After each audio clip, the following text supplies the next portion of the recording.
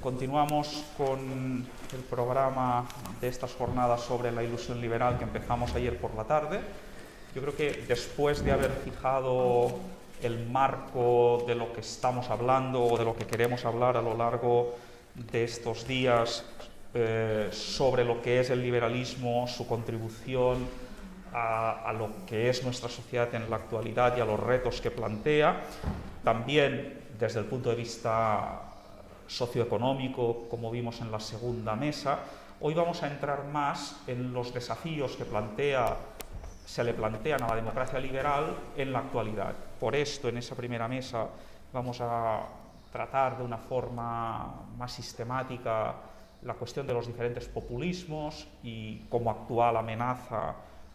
Al final, esta palabra populismo es una palabra talismán que engloba realidades muy diferentes, de esto nos hablarán ahora, y después, en la siguiente mesa, ya aludiríamos a la realidad de la democracia constitucional, que también precisamente se ve amenazada por estos populismos. Yo simplemente quiero agradecer a Armando Cerolo y a través de Armando Cerolo a la Fundación Conversación pues por la acogida que nos han dispensado aquí.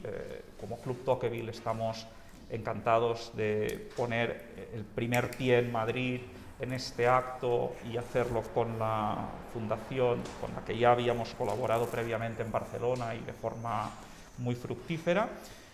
Y solo me queda agradecer a los ponentes que estén aquí esta mañana con nosotros, a todos vosotros por vuestra asistencia, también a los que nos seguís desde casa. Bueno, yo esto quizás sería mejor que me lo quitara. Entonces, simplemente dos palabras de presentación. Son conocidos los tres ponentes que hoy nos acompañan. Tenemos a Manuel Álvarez Tardío, catedrático de Historia del Pensamiento en la Universidad Rey Juan Carlos, a Ramón González Ferri, que es ensayista, y a Ángel Rivero, profesor de Ciencia Política en la Universidad Autónoma de Barcelona. Vamos a seguir el mismo orden, con intervenciones de 15-20 minutos y luego lo abriremos al público, cuando quieras. Muy bien. Bueno, pues, ¿no se me quito esto? O... Sí, ¿no? Yo creo, luego si no me lo vuelvo a poner, ¿no? Bueno, pues muy buenos días a todos.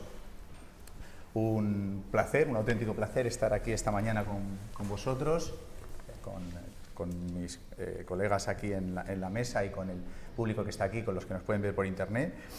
Y primero, pues agradecer a la Fundación Conversación, amigos y con iniciativas siempre muy interesantes, a Club Tocqueville y a la Universidad de San Pablo CEU. Para mí, pues bueno, pues, ya digo, un placer y pues un lujo estar aquí con Ángel Rivero, con mi otro colega, para hablar de un tema como este, ¿no? Bien, pues creo que hacemos una pequeña intervención, ¿no? Y luego habrá oportunidad para un diálogo, un debate. Pues en parte adivinando o intuyendo, más que adivinando, lo que puede salir en el debate y lo que quizá mis compañeros en la mesa pueden comentar más tarde, pues yo había pensado hacer unas pequeñas reflexiones, ¿no? A propósito de lo que nos convoca, ¿no? Que es la cuestión de fondo es yo creo que algo así como el futuro, ¿no? del planteamiento liberal o de la perspectiva liberal o de la ilusión liberal, y en esta mesa concretamente la compleja cuestión de la relación entre populismo y democracia, ¿no? Bueno, como ya he anticipado en la presentación, José María, pues la verdad es que la palabra populismo, el término populismo, pues es un término casi que se ha convertido en una especie de cajón desastre que sirve para muchísimas cosas, ¿no? Es un término que a veces da la sensación de que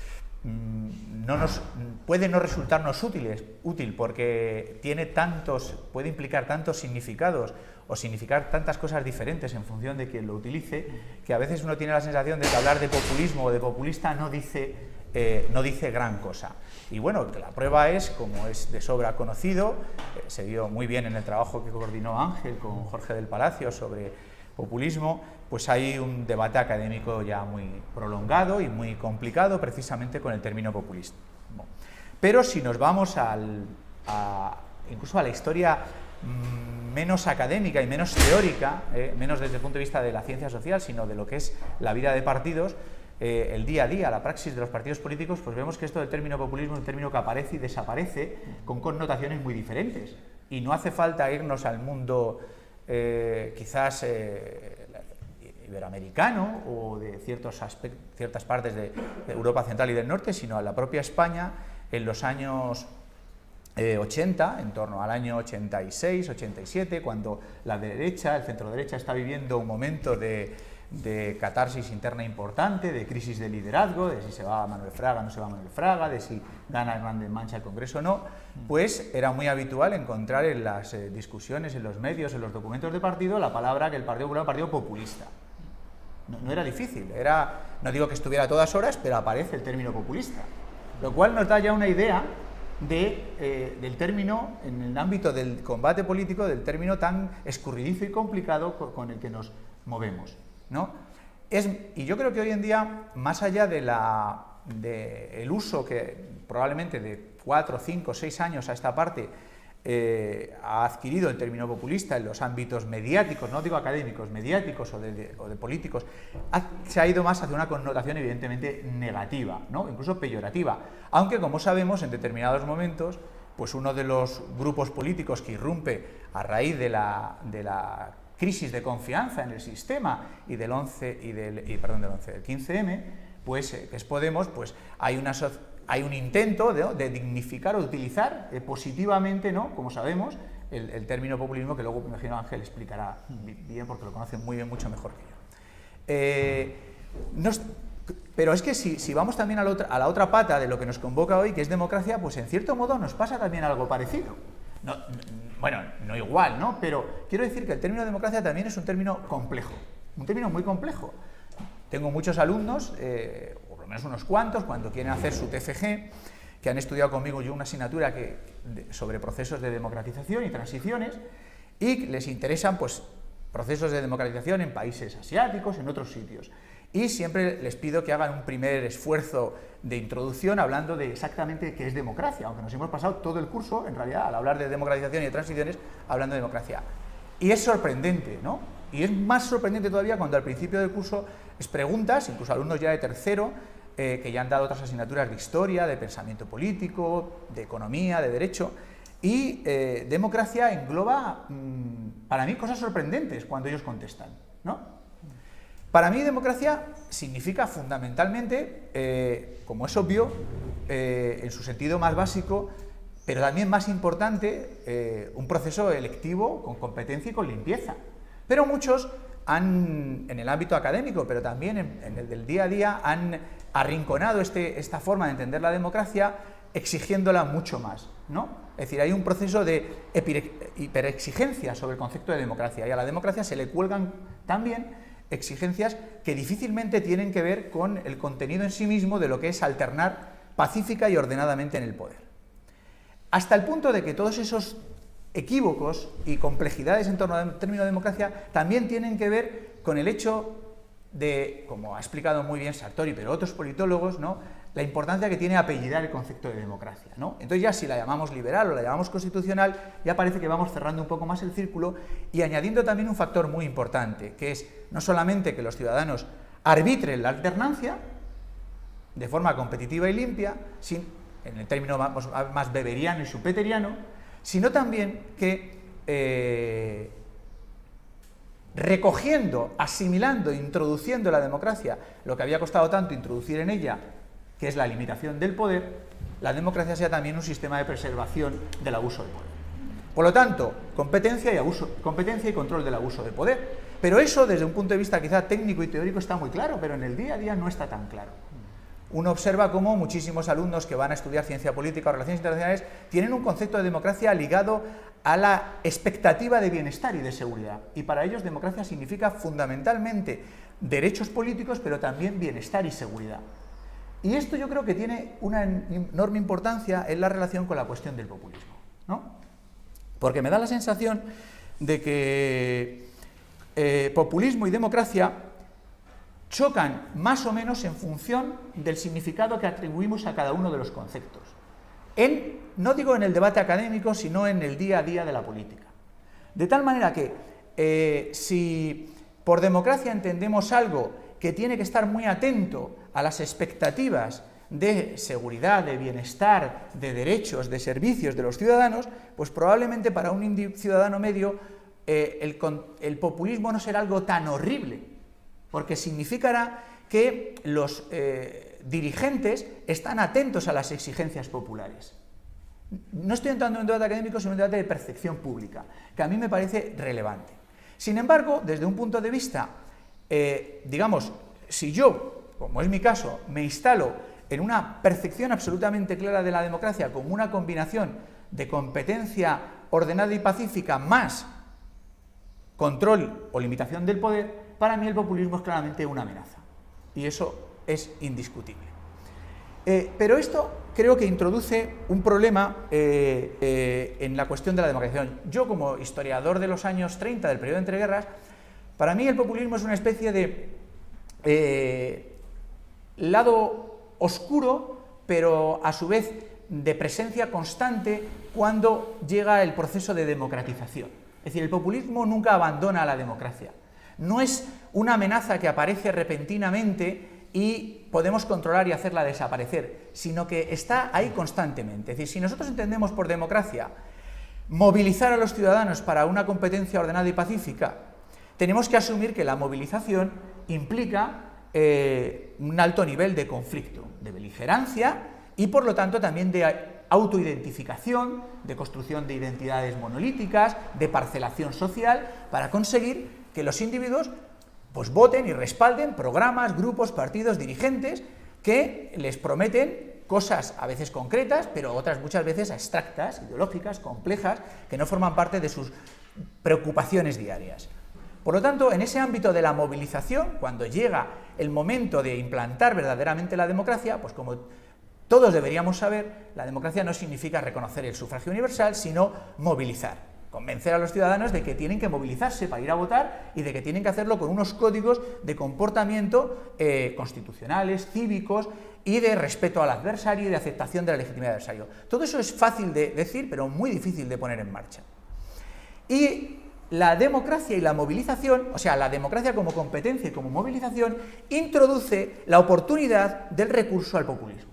O sea, del recurso a la agregación de intereses particulares dispersos y complejos y enfrentados en una misma identidad bajo una profunda simplificación de los problemas sociales y políticos.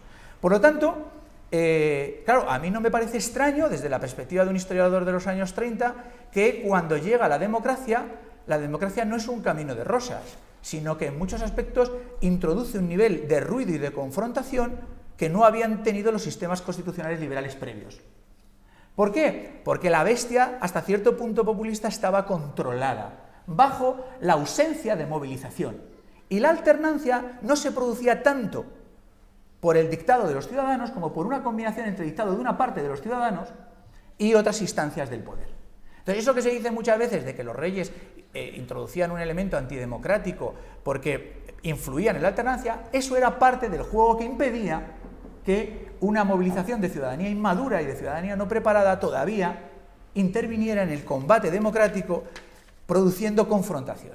Cuando la democracia explota después de la Primera Guerra Mundial o implosiona después de la Primera Guerra Mundial en España un poco más tarde, aunque lo está haciendo, se está desarrollando, la tentación de utilizar recursos que calificaríamos de populistas, es decir, recurso a un líder que actúe como guía espiritual de nación, exacerbación nacionalista, rasgo absolutamente populista, una identificación incluso de sentido común, podríamos decir, del populismo, como dar a los ciudadanos lo que piden, lo que exigen de la política.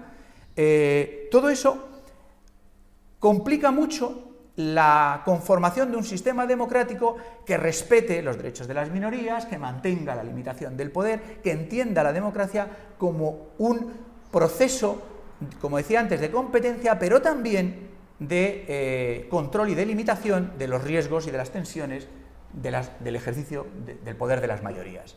Entonces, bueno, desde ese punto de vista yo creo que el populismo, a lo mejor cabría entenderlo siempre como un elemento presente en la democracia que quizá, y ahora ya viniendo al terreno actual, estaba pensando ayer cuando está dando vueltas a ver qué decía hoy, que quizá la respuesta a por qué, ¿no? A por qué en los últimos años, en el caso de España, pero también de otros sitios, el discurso populista ha crecido tanto o ha cobrado tanto peso en la España de los últimos años, pues quizá yo creo que habría varias respuestas que a lo mejor pueden parecer respuestas fáciles o respuestas obvias o respuestas que se nos ocurrirían a todos, ¿no? Pues no sé, los medios las han repetido constantemente en estos últimos años. Pues la idea de que la corrupción, ¿no? La corrupción de los partidos o la corrupción en el sistema ha producido una crisis de confianza. La cuestión de la grave crisis financiera a partir del año 2008, ¿no? La pérdida de confianza fruto de una profunda debilidad, de la incapacidad digamos, de sacar adelante y de convencer a la ciudadanía de que el presupuesto del Estado y la forma en que el Estado gestiona los dineros públicos pues había entrado en un momento de crisis grave. O también por el agotamiento, podríamos decir, de las ideologías clásicas, ¿no? Es decir, por el agotamiento de los presupuestos de la socialdemocracia o de la propia democracia cristiana, o digamos quizá por el propio éxito de la democracia, ¿no? Por el propio éxito de algunas de las políticas del periodo de posguerra, entendido en un sentido muy amplio, ¿no? Muy largo. También por el contagio de otros sitios, también por el ascenso, quizás se podría decir, ¿no? Por el ascenso de una especie de tecnocracia economicista muy europea, ¿no? Es decir, Europa entendida como un proyecto que nos obliga a hacer cosas que no queremos hacer o que los ciudadanos no sienten que se expliquen, no se sienten representados. Bueno, todo eso y más se podrían contestar, ¿no? Sin embargo, yo creo que hay un problema de fondo que me recuerda a lo que he introducido antes y es a la Europa de los 30 y que me parece muy relevante, ¿no? Y es que yo creo que hay un problema en cuanto a la concepción de la democracia como un espacio de exigencia personal, de exigencia individual. Es decir, hay un problema, o sea, el desarrollo maravilloso, porque a mi juicio es maravilloso, de las democracias, en España la llamamos Estado Social y Democrático de Derecho, pero en realidad es prácticamente lo mismo que hablar de democracias constitucionales o liberales con contenido social, ¿no? O algo así, ¿no? Es algo muy parecido, lo que a veces se llama consensos de posguerra. A veces en una literatura más orientada a la izquierda, pues como recordaba ayer Jorge, han hecho muchas trampitas y entonces lo llaman consenso socialdemócrata de posguerra. Bueno, yo estoy de acuerdo con lo que decía ayer Jorge, de que, del Palacio, de que en buena medida eso no es un consenso socialdemócrata, es más bien la asunción de los principios liberales bajo dos grandes familias, o dos o tres grandes familias, que aceptan ese modelo o ese molde, ese espacio de centralidad, ¿no? Bueno, pues la cuestión es que yo creo que eso es el gran éxito de la democracia combinado con la proporción de oportunidades y de bienestar, que permite pacificar las sociedades.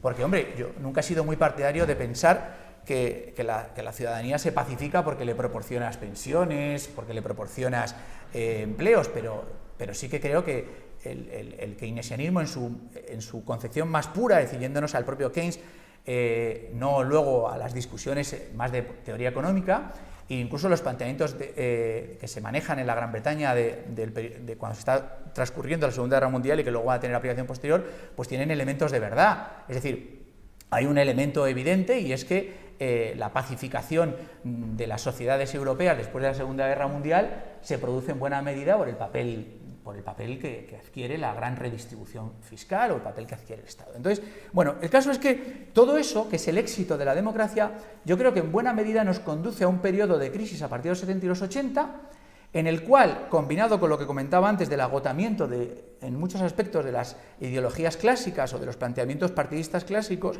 nos lleva a una pérdida de asimilación de la democracia como espacio de autoexigencia para proteger la libertad. Y la democracia se combina cada vez más con la proporción por parte del Estado positiva, pero con sus riesgos de bienestar y de seguridad. Sobre todo quizá la palabra es seguridad.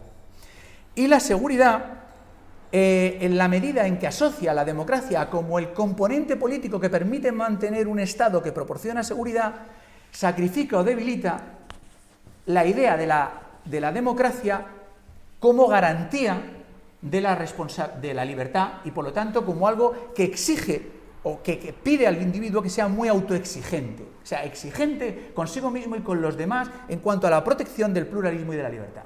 Y ahí es donde yo creo que ahí empiezan a pescar los populismos. Y ahí se produce el rebrote de los populismos. Es decir, habrá otros elementos, pero uno que creo que merece la pena destacar es la idea de que hoy, en parte, a mi juicio, lo estamos viendo con Vox, aunque ya sé que hay quien escribe en la prensa que Vox no es así, pero para mí sí.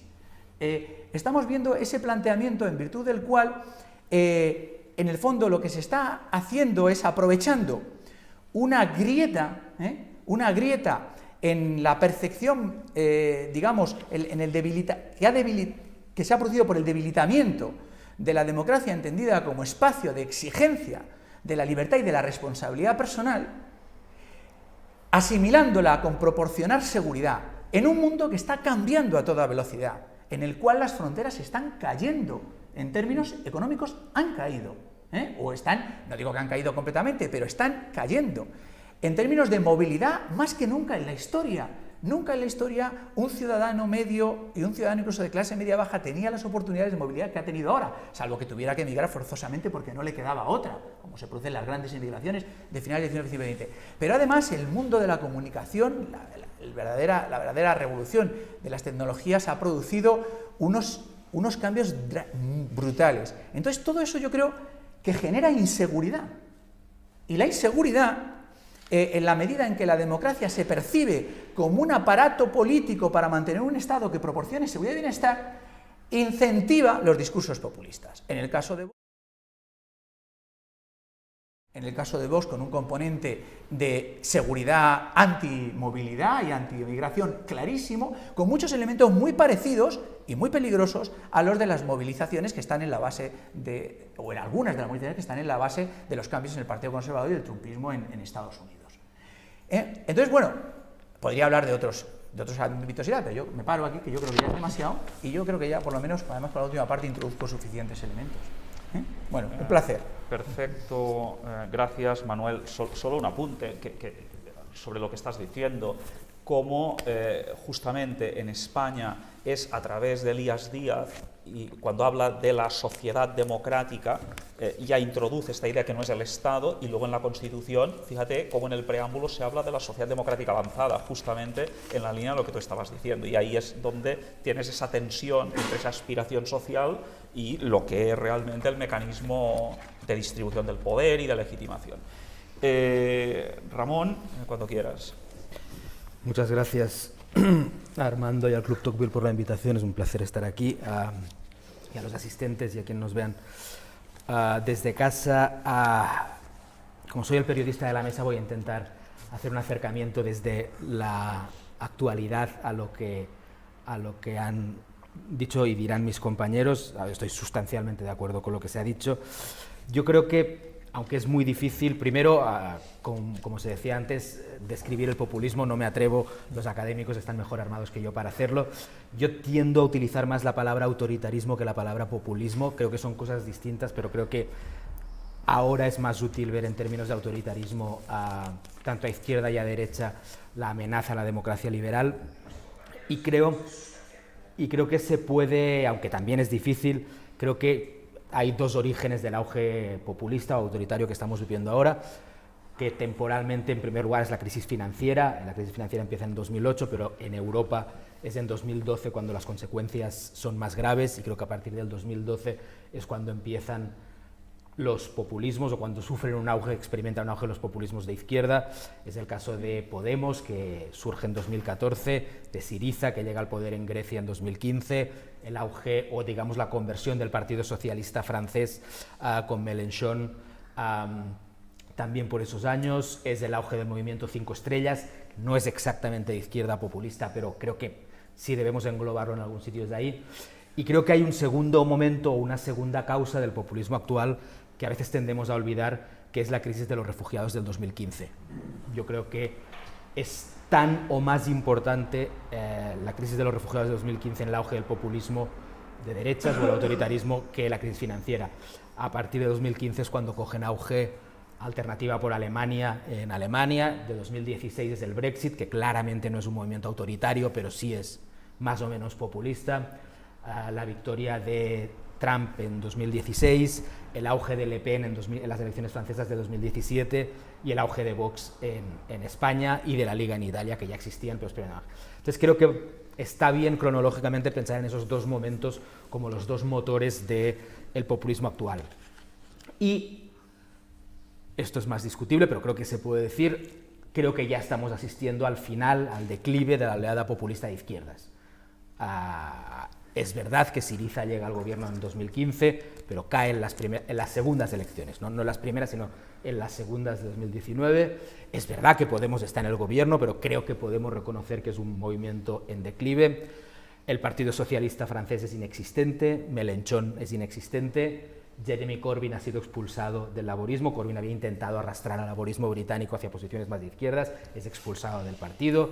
El ala más izquierdista, orgullosamente populista del Partido Demócrata de Estados Unidos, también ha sido dejada de lado. Es verdad que Biden está haciendo políticas más de izquierdas, probablemente de lo que habríamos pensado, pero la parte izquierda del Partido Demócrata, que tonteaba constantemente, incluso con la palabra socialismo, que es una palabra muy fuerte en Estados Unidos, ha sido desplazada. De modo que creo que el populismo de izquierdas está en declive y no creo que el populismo de derechas esté exactamente en auge, pero sí creo que está viviendo un momento mucho más vigente en la política occidental actual. Entre los vínculos del populismo con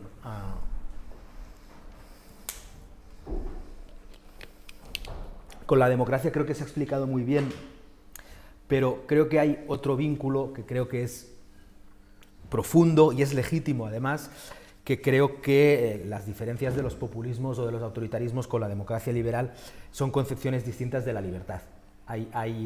Tendemos a creer que la única idea de libertad es la nuestra, la de los liberales, y es verdad que hay otras nociones de libertad que, aunque no compartamos, creo que tenemos que tener en cuenta porque están realmente en el origen de estos movimientos. Hay un hecho que es relevante en la política de izquierdas y creo que es parte de la razón del declive del populismo o del autoritarismo de izquierdas, que es la manera en que ha pasado a ignorar la noción de libertad. Es sorprendente el grado en que la noción de libertad está ausente en los discursos de izquierda dura. Es llamativo porque la izquierda ha tenido una tradición no solo liberal, sino incluso libertaria. Yo creo que ha desaparecido en buena medida de su ideario o de su agenda para ser sustituida por la noción de igualdad. Me diréis, y con razón, no son incompatibles la libertad y la igualdad. Por supuesto no lo son. Lo que sí son, y es una idea de Isaiah Berlin, que era un hombre difícil de ubicar, pero en parte de izquierda moderada, un votante del laborismo británico, decía que la libertad y la igualdad no eran incompatibles, pero que sí había cosas buenas en la sociedad que no eran plenamente compatibles. Yo creo que la izquierda ha decidido que sin igualdad no hay libertad, lo cual en términos jurídicos me parece que es razonablemente cierto, en otros términos me parece que es más discutible, y en esta no ha contemplado la idea de que todo lo que añades de igualdad está restando a la libertad, lo cual no es malo, y son las decisiones democráticas. Las decisiones democráticas implican un constante equilibrio entre bienes incompatibles, y la libertad y la igualdad son bienes en parte incompatibles y tenemos que asumir que lo que le damos a una lo podemos estar quitando a la otra, y creo que la izquierda ha decidido, la izquierda populista, la izquierda autoritaria, poner muchísimo más énfasis en una noción de igualdad a costa de libertad, pero que cree que este trade-off no se produce en realidad. Y en lo que me voy a centrar un poco más, porque creo que sí está teniendo más éxito que este olvido de la libertad dentro del populismo de izquierda, es la noción de libertad que tiene la derecha populista o la derecha autoritaria. Esta idea de libertad creo que la ha articulado muy bien Vladimir Putin, creo quien la ha explicado mejor y con más franqueza, por supuesto también a Orbán o el partido o el PiS de Polonia. Creo que Vox siguen claramente en esa estela. Vox además se aprovecha, creo que, de un equívoco muy español, no solo español, pero muy español, que es identificar liberalismo con laissez-faire económico. Esto es una extrañeza de nuestro debate. Por supuesto que el liberalismo tiene fuertes implicaciones económicas, muchísimas, y una de ellas son los límites al poder del Estado y la intervención de la economía, pero no podemos, creo, caer en el error de identificar plenamente liberalismo con libertad económica, que creo que es un rasgo de nuestro debate que hace que mucha gente de Vox se vea a sí misma como liberal, porque cree o no cree en el intervencionismo del Estado, aunque es verdad que están en tránsito hacia otro sitio. En todo caso, la idea de libertad del populismo de derechas o del autoritarismo de derechas lo que cree es que la noción de libertad liberal está equivocada.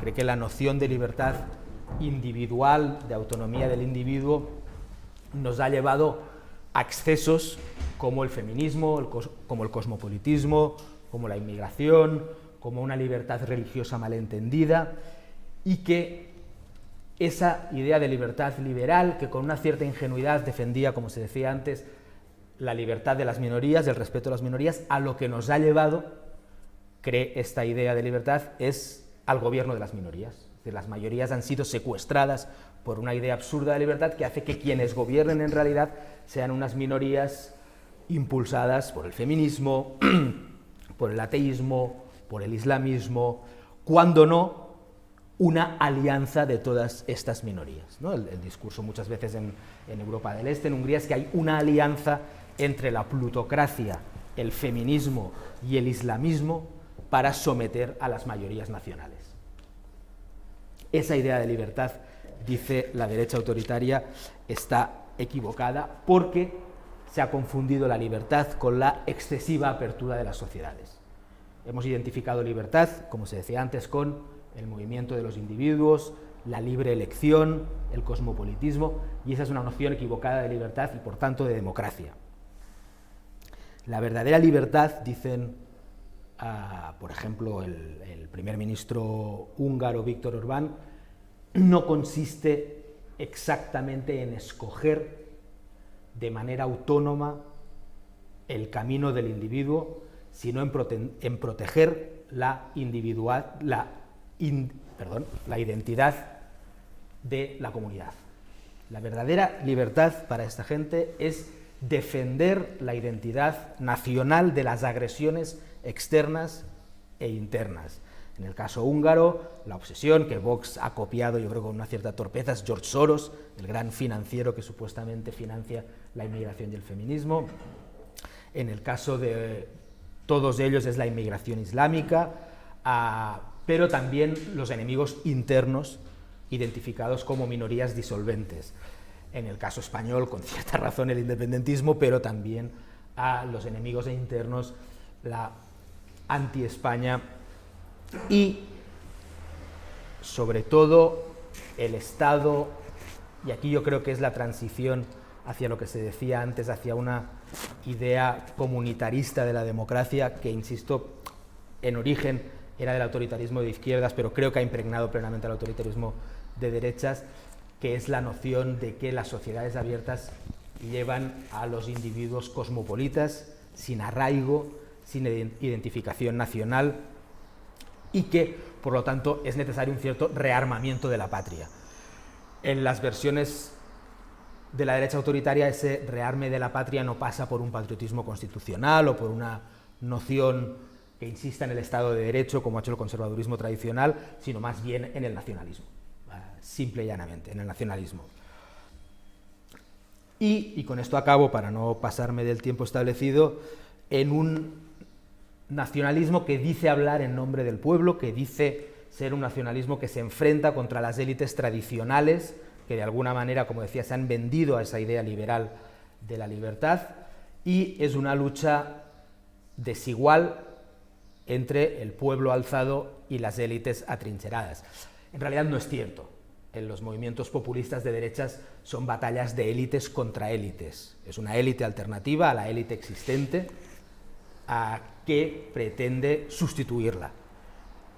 No es este esquema tan parecido al de Podemos de los inicios, si lo recordáis, de un pueblo noble contra una casta, sino es una lucha entre élites, unas élites que se han sentido desplazadas del poder tecnocrático, del poder académico, del poder intelectual, que creen que su desplazamiento del poder es en realidad síntoma de una enfermedad más profunda, que solo el nacionalismo, con ellos en el poder, puede de alguna manera restañar.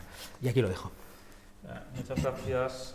Ramón, yo creo que hay muchos puntos para un debate posterior. Yo simplemente subrayo esta idea que has dicho de identificar el liberalismo democrático con el patriotismo constitucional y, por tanto, esa dificultad entre liberalismo y arraigo o identidad. Es una tensión existente, es una tensión legítima. Efectivamente. Luego volveremos sobre ello. Y Ángel Rivero, para culminar, como se ha dicho antes, tú fuiste de los primeros que en España, junto con Javier Zarzalejos, que tendremos esta tarde aquí, Jorge El Palacio, que tuvimos ayer, por lo tanto estáis todos, habéis escrito sobre la geografía de los populismos, sí. Y yo creo que sobre esta senda luego han venido otros muchos trabajos, pero vosotros fuisteis pioneros aquí en esto. Sí, la verdad que fuimos de los primeros y muchas gracias por la invitación, la verdad que es un placer estar con todos vosotros. La Fundación Tocqueville, la Fundación Conversación en CEU San Pablo y a todos los que están aquí presentes y también a distancia, porque realmente, en fin, es un honor poder compartir esta mañana del sábado en una conversación, que es el fundamento de esta fundación y que consiste, la palabra conversación, en vivir juntos y también en llegar a acuerdos a través del diálogo, ¿no? Entonces, para un poco hacerme cargo de esta obligación de la Fundación, voy a recordar un poco lo que se dijo ayer, ¿no? Porque nosotros hoy hemos venido aquí emplazados por la idea de que hay una reacción, me gusta la palabra reacción, antiliberal, ¿no? Y estos son los populismos, ¿no? Y, en fin, más allá de lo que ha dicho Ramón, que estoy completamente de acuerdo, yo creo que este es el engarce, ¿no?, de todos los populismos, es justamente su carácter antiliberal, ¿no? Realmente cada populismo tiene una dimensión particular, ¿no? Y eso lo vemos incluso en el Parlamento Europeo, ¿no?, donde los populismos llegan a pocos acuerdos entre ellos, ¿no? Están repartidos en distintos grupos justamente por este carácter, ¿no?, de particularista de los populismos, que responden muchas veces a problemas particulares de cada sociedad, que dan respuestas que es cierto que son muy parecidas unas a otras, pero que se enhebran todas ellas en este, digamos, característico, ¿no?, y muy afirmado antiliberalismo, ¿no? Cuando yo vi el título de estas jornadas, ¿no?, la ilusión liberal, ¿no?, pues claro, se me despertaba en la cabeza, estaba diciendo antes, ¿no?, Armando, que hay un artículo de Alain de Benoit que se llama La ilusión liberal, y uno puede imaginar lo que se cuenta en ese artículo, ¿no? Y me recordó también al universo, ¿no?, decimonónico, donde esta idea del liberalismo como una ilusión, como la ilusión de un proyecto político, ideológico, que buscaba restañar y resolver los desafíos modernos, pues se anticipaba, ¿no?, que generalmente pues no conduciría a crear sociedades más integradas, sino justamente a su desintegración. Y un poco eso apareció ayer, ¿no?, en la idea, ¿no?, de que el liberalismo se ha vuelto hasta cierto punto antipático y que esta idea de ilusión más bien también debe asociarse con la idea del pasado de una ilusión, ¿no?, como un liberalismo que también en esta sucesión de fracasos, ¿no?, de los proyectos modernos, pues habría que colocar también en esa nómina, ¿no? A mí me parece interesante, lo que pasa es que no me voy a meter por aquí porque nos llevaría mucho tiempo, ¿no? Pero, en fin, me gustó porque muestra hasta qué punto tenemos, pues, visiones muy confrontadas de aquello que sea el liberalismo, ¿no? Hay quienes, es verdad que si nosotros colocásemos a todas aquellas personas que utilizan la etiqueta para definirse políticamente, alcanzaríamos una heterogeneidad sobresaliente, ¿no? Y había una pelea de liberalismos, obviamente, ¿no? Pero, en mi opinión particular, es que el liberalismo no es el que crea la sociedad moderna, sino que es una doctrina política que busca resolver los problemas de la sociedad moderna. Esos problemas tienen que ver básicamente con la generación de un pluralismo que tiene en principio un origen religioso, y por lo tanto el liberalismo es más bien una doctrina política negativa, no es propositiva en el sentido de crear un mundo nuevo, sino que propone una estructura constitucional que permite integrar una diferencia que se ha generado, ¿no?, en el seno de las sociedades occidentales y que necesita ser tratada políticamente, ¿no? Entonces, es una doctrina sobresalientemente política porque valora la política como instrumento de conversación y, por lo tanto, de resolución de problemas, sin proponer una utopía en la que los conflictos humanos pues terminen, ¿no? Como decía Quedurie, como los cuentos, ¿no? De los niños, ¿no? Y comieron felices y tomaron perdices y etcétera, etcétera, ¿no? O sea, con la idea de que los conflictos humanos van a desaparecer. Esa no es la propuesta del liberalismo. La propuesta del liberalismo es establecer un ámbito en el que, en fin, las diferencias se queden protegidas, porque tiene un carácter básicamente individual, es la piedra de toque, pero los conflictos se van a gestionar a través de un entramado institucional que protege esencialmente la soberanía de los individuos. Esto tiene una dimensión política y también, como se dijo ayer, pues tiene una dimensión económica, ¿no? Con la idea de que la responsabilidad social recae en primer lugar sobre los individuos y de manera subsidiaria pues, en las instituciones políticas, ¿no? Bien, yo creo que, en fin, lo interesante del momento en el que estamos ahora, y yo creo que Manuel y Ramón ya han hecho referencia a esto, es que hemos vivido en un tiempo sorprendente, ¿no? Después del paroxismo ideológico de la primera mitad del siglo XX, de afirmación constante del liberalismo y de su expansión universal, ¿no? Yo creo que, bueno, deja de ser interesante también el hecho mismo, ¿no? De que a principios del siglo XIX, ¿no? Se celebró la universalización del liberalismo a través de las llamadas revoluciones liberales a todo lo que sería el mundo occidental, y después de la Segunda Guerra Mundial esa celebración volvió a repetirse, ¿no? Pero de una manera creciente, sobre todo acercándose al final de siglo, hasta alcanzar un mundo, en fin, a todo el mundo, ¿no? Una universalización completa, como se vio pues, en la famosa celebración de Francis Fukuyama. Vale la pena señalar que, y también esto se ha hecho cargo hace un momentito Manuel, ¿no?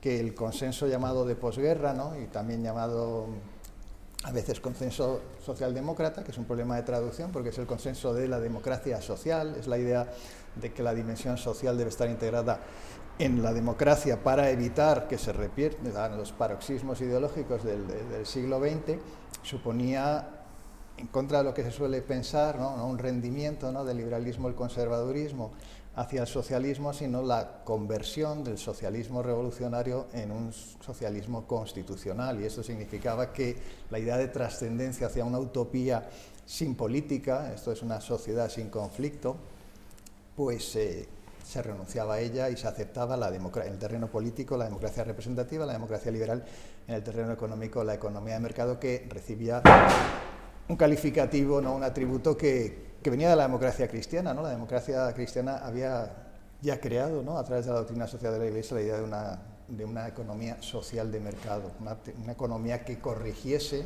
el problema social, la cuestión social, que era básicamente la cuestión obrera. Esa es la novedad de la Europa contemporánea que ese acuerdo de posguerra buscaba resolver. Entonces, ahí hay una dimensión del liberalismo moderno en el que este triunfa, y a final de siglo, con la derrota del socialismo, la autoinclusión, que empieza en el 89 y que termina en el 91, pues se produce una etapa de afirmación liberal en el sentido ideológico profundo, que genera un consenso relativamente breve en comparación con el consenso anterior, ¿no? Que alcanza la última década del siglo XIX y hasta la llegada de la crisis económica, que, como ha señalado muy bien Ramón, pues es uno de los acicates, ¿no? Uno de las espoletas, ¿no? Que activan este populismo. Entonces, cuando se hablaba ayer, ¿no? De este carácter antipático del liberalismo, yo creo que se estaba pensando, ¿no? en este segundo consenso liberal, no el del liberalismo moderno, que es el propio del consenso de posguerra, sino de un liberalismo más parecido al liberalismo clásico,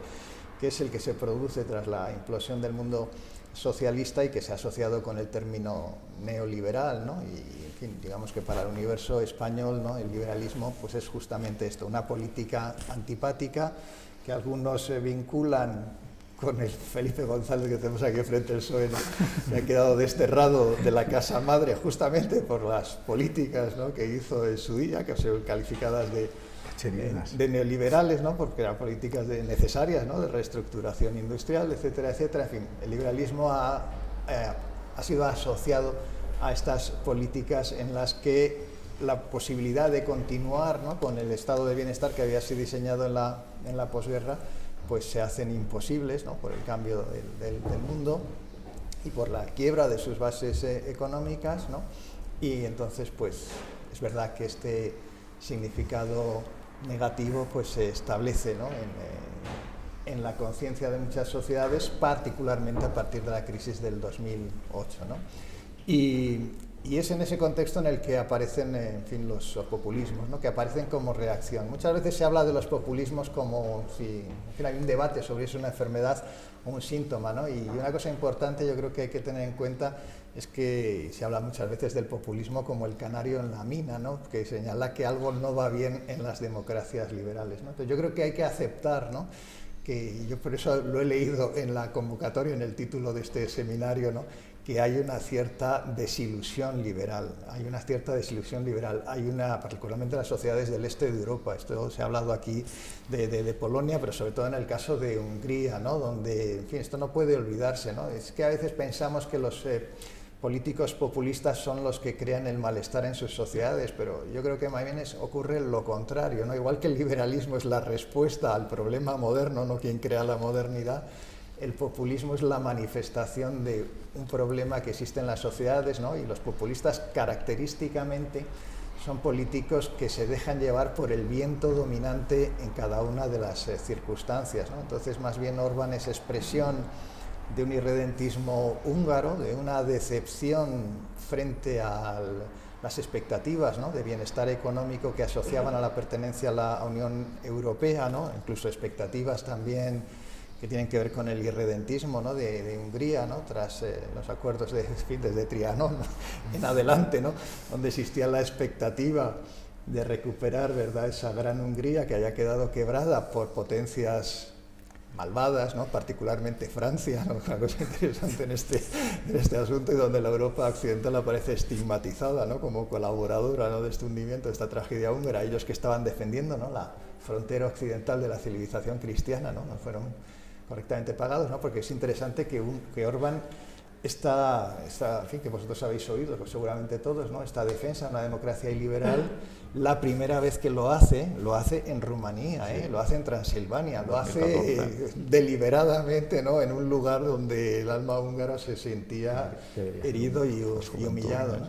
Entonces, yo creo que es importante que esta reacción antiliberal tiene, en fin, unas causas que tienen que ver con este descontento sobre la democracia liberal, ¿no? Y es verdad, ¿no?, que este populismo se articula sobre un argumento que es en realidad una impugnación de la democracia liberal en el nombre de la democracia, ¿no? Y yo creo que esta es la cosa importante que explica la eficacia limitada, ¿no? Porque estoy también de acuerdo con Ramón, ¿no?, que el balance del populismo no ha sido tan extraordinario, o sea, ha tenido un techo no de cristal, no de plomo, no lo han podido de ninguna manera superar, ¿no? Lo cual también señala algo de la fortaleza de los valores democráticos en las sociedades occidentales. Esto también habría que ver caso por caso, ¿no? Pero sobre todo también de la fortaleza institucional, ¿no? en las democracias occidentales, no vamos a decir en otros sitios, ¿no? Entonces, yo creo que, claro, esto se me hace un poco de autopublicidad, porque ya aquí José María nos ha recordado que tenemos esta geografía del populismo. Es verdad que es del año 17, parece que ha pasado una eternidad desde entonces, ¿no? Luego tuvimos una reedición en el 18, pero después he escrito alguna cosa más, ¿no?, que tiene que ver con esta idea de que si queremos ver qué es lo que hablan los populismos, tenemos que mirar a su concepto de democracia. Y su concepto de democracia es un concepto completamente distinto de la democracia liberal, y esta es la cuestión importante, pero en las expectativas, ¿no?, de las democracias liberales anida ese mismo concepto, ¿no? Nosotros en el libro señalamos que el populismo es un endemismo de las democracias, ¿no? Y como criterio de demarcación nos negamos a tratar otros fenómenos autoritarios, ¿no?, de otras sociedades no democráticas como populismo, ¿no? Porque eso nos parece que confunde las cosas, ¿no? El populismo está siempre latente, ¿no? En fin, es como una bacteria que, en fin, que es benigna, ¿no?, en pequeñas dosis, ¿no?, pero que en un momento de debilidad del cuerpo político entonces se convierte en una peligrosa enfermedad, ¿no? Pero vive siempre con nosotros y en sus, digamos, en su núcleo programático forma parte, ¿no?, de aquellas ideas que son, en fin, parte de la cultura de cualquier sociedad democrática, ¿no? La más sencilla de todas ellas es que la democracia es el gobierno del pueblo, ¿no? Nosotros lo llamamos la definición instantánea de democracia, ¿no? Si nosotros quisiéramos describir lo que es una sociedad democrática, Josep María nos llevaría una clase larga y tendríamos que hablar, ¿verdad?, de un elenco institucional. En fin, tendríamos, si fuésemos seguidores de Tocqueville, como presumo que lo somos, tendríamos que hablar de la sociedad civil, tendríamos que hablar de muchas cosas, nos llevaría un rato largo y tendríamos que establecer una variedad importante de casos, ¿no? Pero para el populismo le basta decir que la democracia es el gobierno del pueblo, y con eso ha terminado el argumento. Es un argumento que en condiciones, digamos, de pérdida de fe democrática o de desilusión, ¿no?, en fin, o cuando el liberalismo aparece como una ilusión, se vuelve un argumento muy poderoso, realmente muy poderoso. Ese argumento está desde el origen, ¿no?, de las sociedades contemporáneas, esa idea de la democracia como gobierno del pueblo. Aquí se habló ayer de la Revolución Francesa, ¿no?, y de la idea de la continuidad y la ruptura que señalan las revoluciones. Una parte importante de las revoluciones llamadas liberales, es interesante señalarlo, se entendían, ¿no?, como contrarrevoluciones, como movimientos de restauración de un régimen constitucional quebrado, ¿no? Lo interesante de la Revolución Francesa es que es una revolución diferente, porque por lo menos en el periodo a partir del 92 hace una transferencia, ¿no?, de los atributos del rey, la idea de soberanía, a un sujeto colectivo, ¿no? Pues, bueno, la cosa importante del populismo en relación a la democracia liberal es que es soberanista, ¿no? Y nosotros tenemos aquí partidos en este país que se presentan, a mí me parece que es un rasgo de honestidad, como soberanistas, o sea, son defensores del soberanismo. Esto es de un orden político en el que haya un sujeto que no esté sujeto a ninguna constricción, ¿no?, y que pueda ejercer totalmente el poder político. Claro, eso va directamente contra el liberalismo, pero curiosamente, si nosotros vamos a la fecha de nacimiento, el lugar de nacimiento, está muy cerca, ¿no?, la democracia representativa y esta otra democracia, la democracia que entiende la democracia como la realización de la voluntad de un sujeto colectivo, ¿no?, forman parte también de este universo moderno. Entonces mi idea es que ambos viven juntos en nuestras democracias.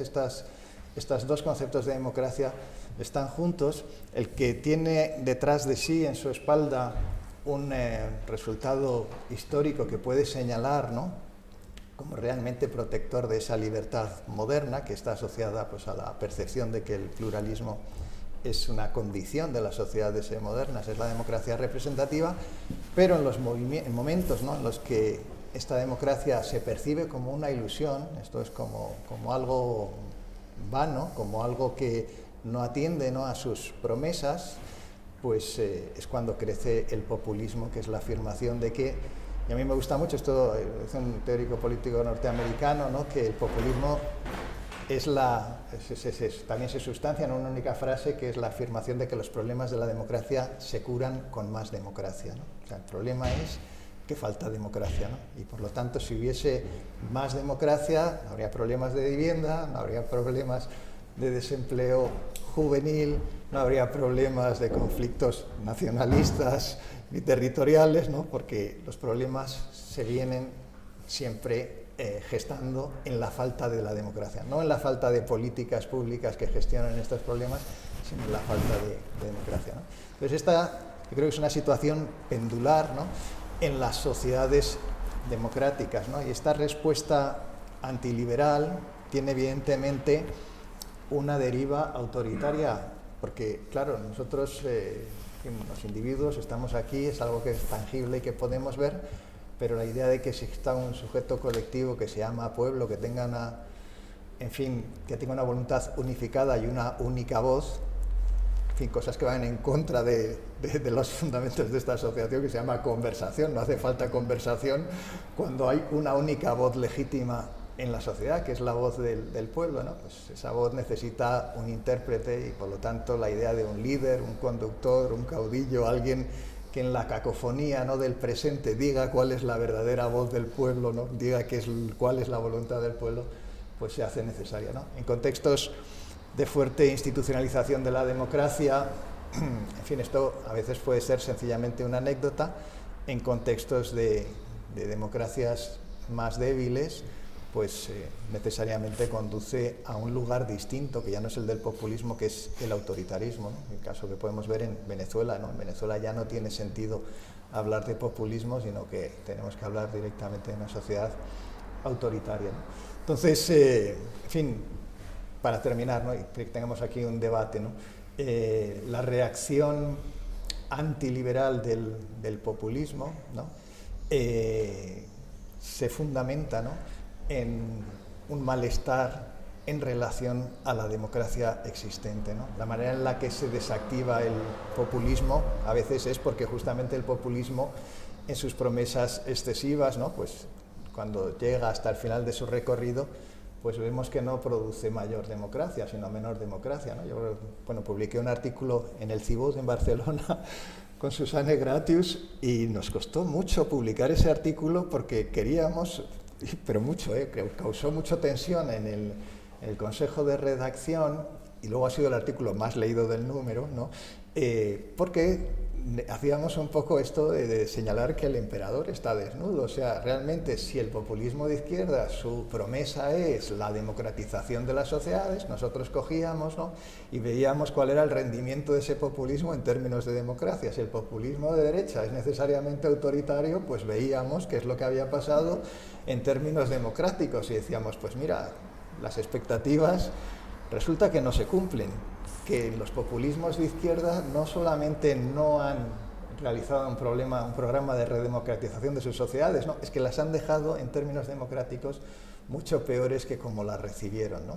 Y esto yo creo que nos dice algo, ¿no? Bueno, aquí ya podemos dejarlo y seguimos, hacemos un debate. Muchas gracias, Ángel.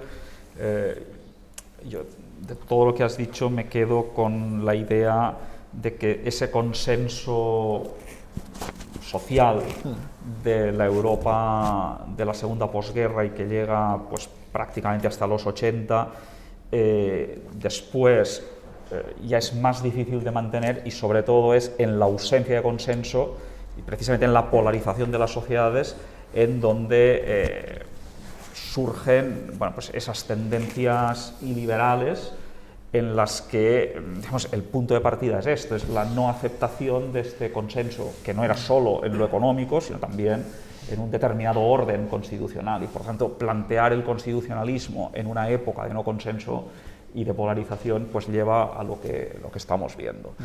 Yo creo que después de estas tres magníficas intervenciones, y además os agradezco que os hayáis ceñido al tiempo establecido, tenemos ahora un largo periodo para el debate, por tanto, ir levantando manos. Ignacio. Bueno, muchas gracias. Intenta hablar fuerte porque me ha llegado que como los que están en casa no tienen micro, no lo pueden... Bueno, que digáis vosotros más que nada. Bueno, pero... de hablar fuerte. A mí, yo quería saber vuestra opinión, porque a lo mejor eso en vuestra exposición no ha quedado suficientemente claro. Habéis señalado un poco que ciertos movimientos populistas, sobre todo de izquierda, como ha dicho Ramón o Ángel, parece que han tocado techo, ¿no?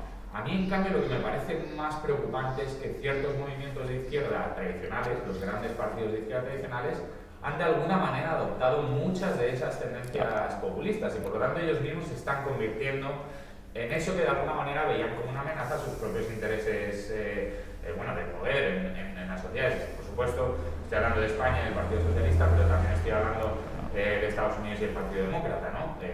Biden de alguna manera ha adoptado muchas de las políticas de Sanders.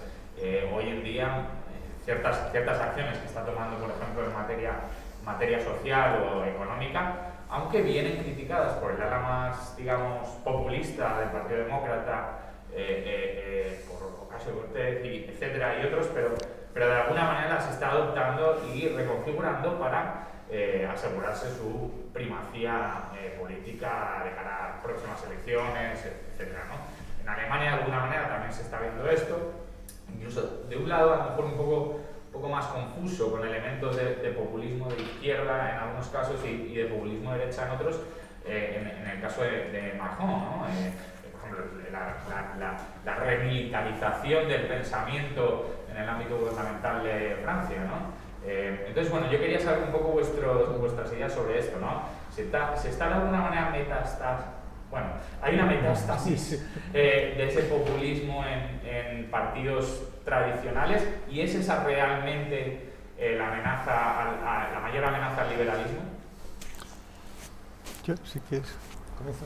Bueno, como me ha parecido tan interesante la pregunta, me ha apetecido contestar. Perdona a mis compañeros de mesa. Bueno, yo creo que sí, esto tiene, o sea, con sus límites, pero es cierto, ¿no? Por lo menos en el caso, yo creo que en el caso español, ¿no? Que la crisis de la socialdemocracia, otra cosa que también se habló ayer, ¿no? Una crisis que se dijo una cosa interesante, ¿no? Que los socialdemócratas realmente culpaban de su propia crisis, que es una crisis de tipo electoral, ¿no? También ideológica, programática, se culpaban a ellos mismos, ¿no? Y claro, si nosotros atendemos a esta microhistoria que he hecho, ¿no? de la socialdemocracia, porque me ha faltado contar un capítulo importante, ¿no? Y bueno, voy a intentar ser muy breve, perdón. Y es que con el segundo consenso de posguerra, el primero, digamos, este llamado el consenso del estado del bienestar, y vamos a llamar al segundo el consenso liberal, ¿no? De la desaparición del socialismo como rival, esto obligó a los partidos socialdemócratas de Occidente a hacerse más liberales, ¿no? Y esto era el Neue Mitte, ¿no? de Schroeder, ¿no? y en fin, el nuevo laborismo de Tony Blair, ¿no? Eso hizo que cuando llegó la crisis económica, estos partidos estuviesen descolocados, ¿no? Porque encontraron que a la izquierda el populismo crecía, ¿no? Y ellos mismos eran vistos como responsables, ¿no? De esa cosa nefanda que se llamaba neoliberalismo, ¿no? Entonces en el año, me parece que fue en el año 12, escribí un artículo sobre este asunto, pero bueno, en el año 12, ¿no? Un think tank americano, American Progress, aconsejó a Zapatero, ¿no? De que la manera en que romper, ¿no? Este exceso de consenso que había desdibujado al Partido Socialista como alternativa era reintroduciendo el populismo. Una cosa interesante del populismo como ideología política es una ideología del conflicto. No promete una utopía, promete que permanentemente todas las sociedades van a vivir bajo el enfrentamiento de la voluntad del pueblo contra la voluntad de una élite que es caracterizada en términos radicalmente negativos, porque son los que roban la democracia en su propio provecho y que a veces se llama casta, oligarquía, en fin, todo ese tipo de términos que conocemos. Entonces hubo, ¿no? Desde en el gobierno de Zapatero un propósito de adoptar al menos un principio populista importante, que era restablecer una tensión y un enfrentamiento en el campo de los partidos, digamos, del bloque constitucional central, ¿no? Entonces, no sé si recordáis que se inventó el término de la derecha extrema, ¿no? Y después apareció la extrema derecha y al final todo acabó fundiéndose en un término, ¿verdad?, todavía peor más adelante, el franquismo, luego vino el franquismo, luego vino el fascismo y vino esta, digamos, por lo menos esta representación pública de este enfrentamiento, de esta búsqueda de una política adversaria frente a lo que había sido el espíritu de la transición de una política de consenso. Entonces yo creo que sí, o sea, nosotros esta polarización que vemos en nuestras sociedades no es el resultado de una polarización en la sociedad, es algo que ha sido buscado para crear una nueva tensión en el sistema político, porque han aparecido unos nuevos contendientes que han hecho de la polarización su estrategia, una estrategia que en un momento de desilusión, ¿no?, de crisis económica, en fin, también esto es una cosa importante, que cada uno de los populismos responde a tipos distintos de crisis, ¿no? Esa crisis económica tuvo en España también una crisis política, una crisis de representación, después también una crisis social en términos de desigualdad. Vox está buscando que también haya una crisis cultural, ¿no?, en relación a la inmigración, etcétera, etcétera, o a la diversidad religiosa sobrevenida. En otros países europeos ha operado de una manera diferente, pero yo creo que ciertamente, por lo menos para el caso del Partido Socialista Obrero Español, que los tenemos ahí enfrente, la receta populista es una tecla que intentaron tocar, y esto lo hemos visto en las elecciones madrileñas, ¿no?, donde, en fin, vimos este cambio radical, ¿no?, de Gabilondo en su lenguaje político. Y es verdad que los responsables del Partido Socialista decían, bueno, un poco de populismo, ¿no?, pues cuando venía el fascismo, en fin, todo este tipo de creación de una diferencia insalvable, ¿no?, entre lo que decían unos, esta utilización de un lenguaje moral, ¿no?, porque una cosa importante del populismo es la moralización de la política. No hay propuestas políticas porque está el pueblo bueno y su voluntad, y están los malos, la casta, etcétera, etcétera. Todo esto también se movilizó, o sea que así es verdad que hay un efecto contagio, ¿no?, de este discurso populista en los partidos tradicionales. Yo creo que en los partidos de la izquierda creo que aquí podríamos hablar de los de la derecha también, ¿no? Pero los partidos de la izquierda, en fin, que forman parte de este bloque constitucional, resulta bastante evidente. Manuel. Bueno, yo solamente es verdad que la pregunta es muy interesante y suscita muchas reflexiones, incluso interiormente se me cruzan muchas ideas. Estando básicamente de acuerdo con lo que comentaba Ángel, pero a mí me gustaría introducir dos matices. También por facilitar, pues eso, la conversación y un poco unas ciertas prevenciones, ¿no? Lo primero es que creo, como decía al principio, que no podemos llamar populista a todo lo que no nos gusta. Es decir, que si el Partido Socialista hace determinadas políticas que consideramos que no entran dentro de una lógica de la centralidad, ya es populista. Pues a lo mejor no. ¿Vale? Entonces, esto es lo primero, ¿no? Entonces, bueno, la metástasis del populismo, igual que no podemos llamar autoritario a todo lo que... Porque no, porque la palabra autoritarismo en términos no solamente científicos, sino históricos, tiene un contenido muy claro. O por lo menos hay unos elementos que nos permiten precisar, ¿no? Es decir, que si uno se radicaliza en determinadas posturas y se vuelve muy dogmático, no tiene por qué ser necesariamente muy autoritario. A lo mejor luego resulta que respeta perder unas elecciones, ¿no? Entonces, y lo mismo podríamos decir del Partido Popular y tal. Pues hay evidentemente una tensión actual muy clara entre una serie de medios de comunicación y sectores de opinión que intentan presionar al Partido Popular para que no es que no insulte o no es que se meta con Abascal el señor Pablo Casado, sino básicamente para que, en la línea de lo que tú has dicho, pues se produzca una especie de metástasis, de tal manera que así el Partido Popular fagocite esa. Pero es que en buena medida lo que a lo mejor a un votante de centro o derecha moderado no le gusta de Vox no es que sea populista, es que es la derecha conservadora de siempre que estaba en el Partido Popular. Es decir, es que el Partido Popular también hace una serie de cosas en el tránsito entre el 87-88 y el 96 que son muy importantes y que a muchos votantes conservadores les sientan muy mal. Es que el Partido Popular, a partir de la Grande Marcha, pero sobre todo ya con el Congreso de la primera refundación del 89 y luego del 90 y la llegada de Aznar, pues es que rompe con todo el discurso clásico de la derecha respecto a las autonomías. Y eso ahora, en el contexto que estamos viendo con el mundo catalán, es un problema por una parte del sector conservador. Entonces ahí lo que tenemos en Vox es pura derecha conservadora, pura derecha radical, en muchos aspectos, pero llamarle populismo, pues no sé qué decir. Y lo mismo me pasa con el PSOE. Es decir, al final, el PSOE es un partido que, como otros muchos partidos del centroizquierda europeo, hace una transición muy difícil en la aceptación del contenido constitucional y liberal de las democracias. Porque su genética no es una genética liberal, es que ellos han venido al mundo a hacer política contra la estructura liberal. Es que esto es muy difícil. ¿Cómo vas a seguir llamándote socialista y hacer política de un lado? Y lo hacen, claro que lo hace el SPD muy tarde y lo van haciendo otra serie de partidos. Ese problema no lo tiene el mundo demócrata norteamericano. Pero en Europa es que es muy complicado.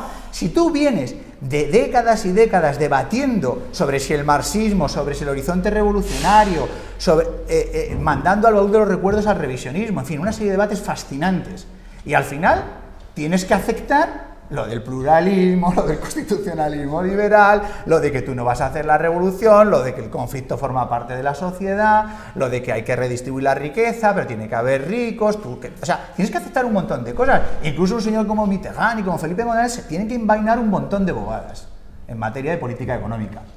Claro, es que eso les enfrenta a una situación complicada y tensa cuando las cosas van mal. Que luego que giren y empiecen a hacer otras cosas, ¿los podemos llamar populistas?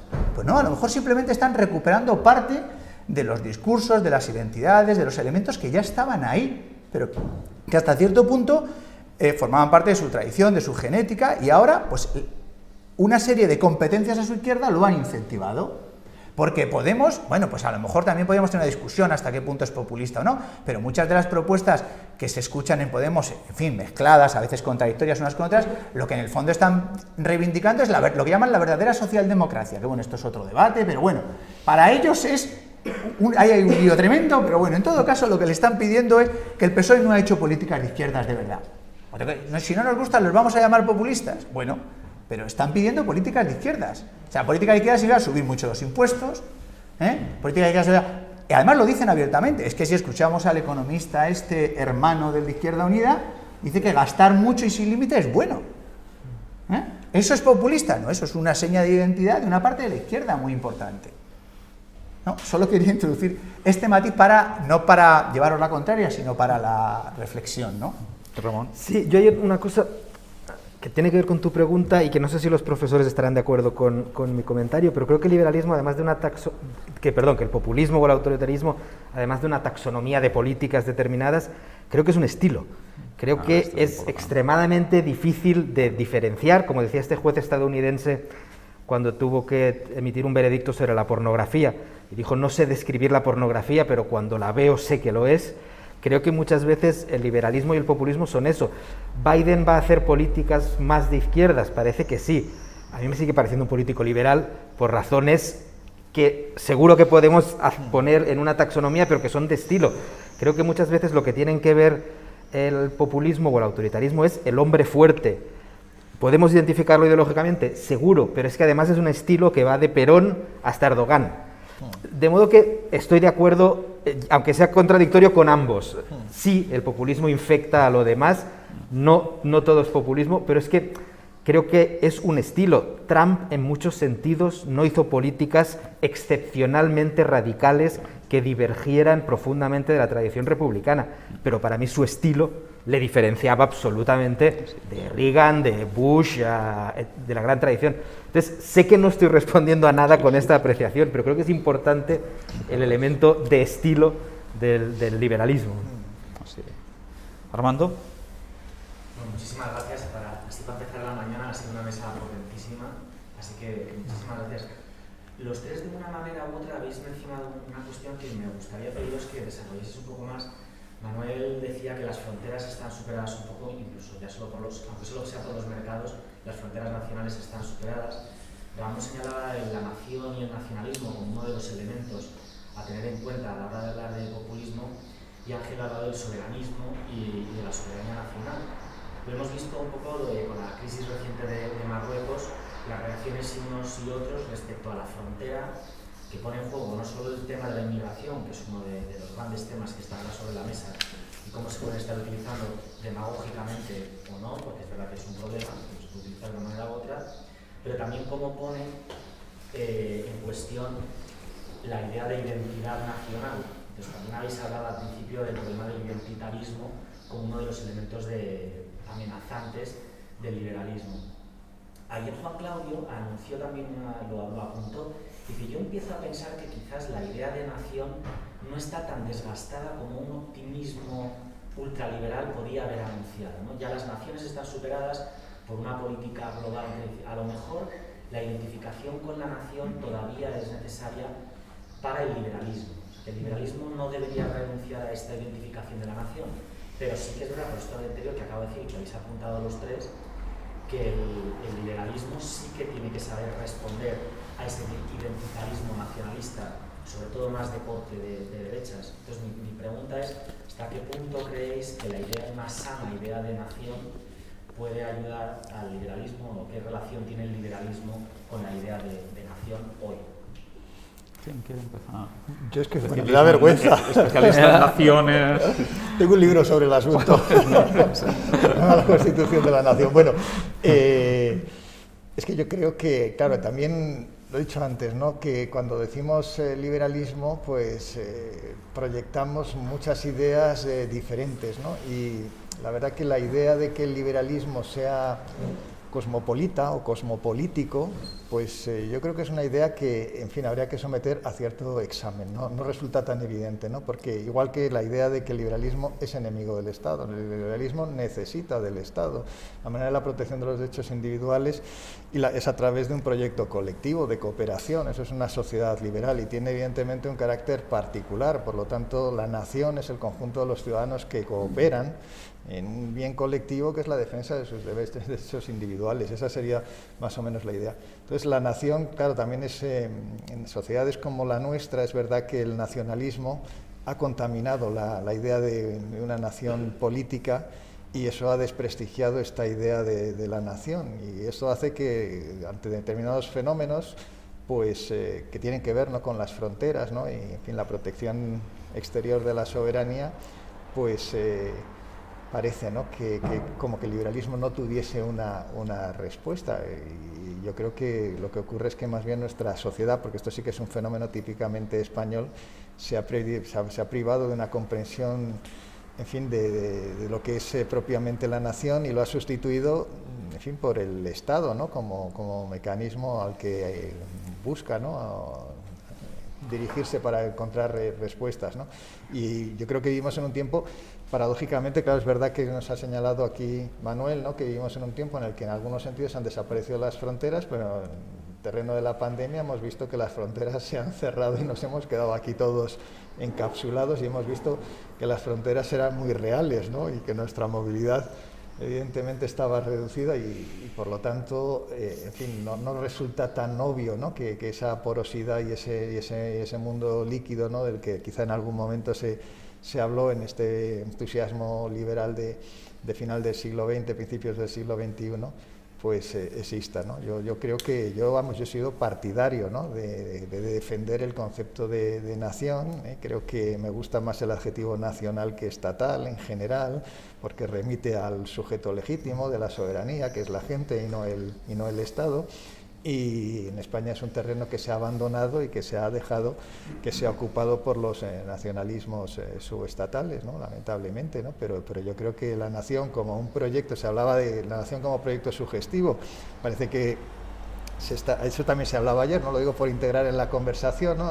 Se recordaba a Ortega, pero es que lo sugestivo de ese proyecto es que nuestro proyecto personal está amparado, ¿verdad?, en una cooperación con los otros que lo hace que pueda llegar más lejos, ¿no? Esa es, digamos, la dimensión sugestiva, ¿no?, de un proyecto nacional, y para eso, pues claro, tiene que haber instituciones que funcionen y que satisfagan esa expectativa, ¿no?, que las instituciones estén al servicio de los ciudadanos, ¿no? Y yo creo que eso es la nación, el conjunto de los ciudadanos que se organizan, ¿no?, de una manera cooperativa. Bueno, yo la verdad es que, por sumar alguna idea más, ¿no?, realmente lo que quería decir al principio era en la exposición general que evidentemente el mundo de finales del siglo XX y principios del XXI, pues en aspectos muy positivos es un mundo muy diferente al que ha sido habitual en la historia, y que las consecuencias muy negativas de los nacionalismos europeos, durante unas cuantas décadas hemos tenido el enorme privilegio de vivir la desactivación de eso. Y eso hay que ponerlo en valor. Es decir, yo creo que toda ilusión liberal debe pasar por una ilusión europeísta. Y yo no soy nada partidario de esta mirada típica, acomplejada y tonta española muchas veces a Europa, como si Europa, esta cosa heredada del mundo de los intelectuales de los años 20 y 30, ¿no?, Europa es la solución, Europa es maravillosa, Europa es estupenda. No, hay que ver Europa desde un punto de vista crítico, constructivo, como socios más de una Europa de naciones, de una Europa de estados, de una Europa de gobiernos, donde no podemos chuparnos el dedo y tenemos que ejercer nuestro peso y nuestra política exterior como se ha hecho, pues hizo el gobierno de Felipe González y de Aznar, ¿no? Pero diciendo eso y dejando eso bien claro, Europa creo que es un elemento que hay que potenciar. Pero no porque nos vaya en ello por los problemas que tenemos en España con los nacionalismos antiliberales y exacerbados y radicales como el catalán y el vasco, sino también porque Europa, yo creo que en el mundo que viene, en el mundo que ya está llegando, que ya está aquí, Europa tiene que ser más fuerte, por lo menos como espacio en el que tenemos que insistir en que toda esa identificación con un espacio que nos proteja en términos de derechos de ciudadanos va a depender también de que formamos parte de entidades más grandes, fuertes. Y eso es importante. Y ese es uno de los riesgos de lo que habéis estado mencionando en otros países de Europa Central y del Este. Y eso es lo que nos podría traer, nos trae más nacionalismo en España, más derecha radical en España, en el sentido de que, sobre pretexto de reaccionar contra los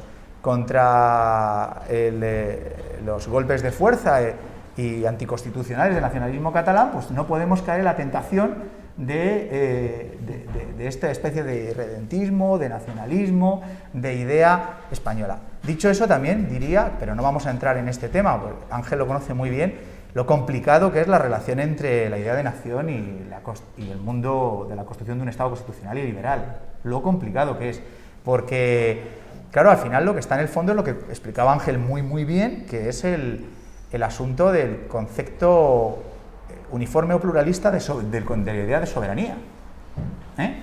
Y claro, también es muy tentador asimilar el propio discurso del nacionalismo catalán a una especie de soberanía nacionalista superior, también muy en bloque. Es decir, hay temas muy complicados. Y por otro lado, no podemos negar que ese concepto, digamos, institucional, jurídico, liberal de la idea de nación, pues quizá tiene pocas capacidades de movilización.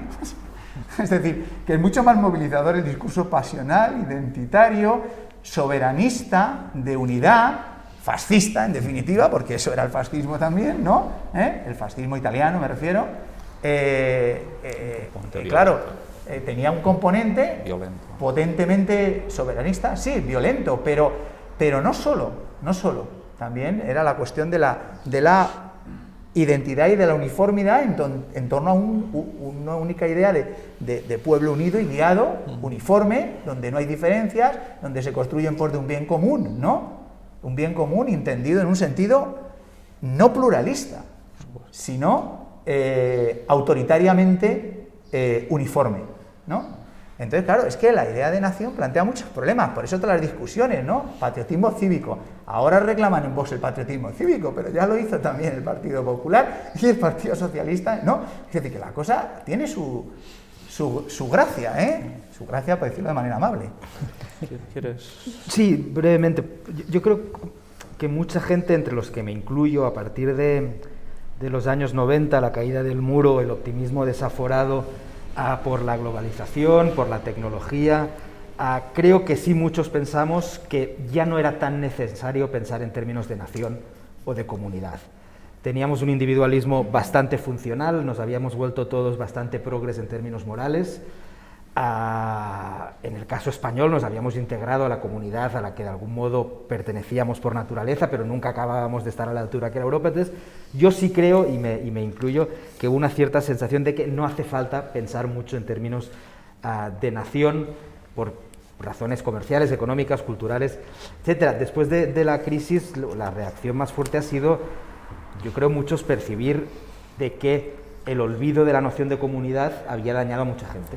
Mucha gente que por razón de la globalización había perdido sus trabajos industriales y reclamaba algo que a los profesionales liberales de clase media no nos importaba tanto, como dice Paul Collier, porque estábamos muy identificados con nuestro trabajo y nuestra identidad profesional e intelectual. Había gente que no tenía esa identidad y que quería recuperar una identidad nacional que sentía que gente como Trump o como Le Pen les puede devolver.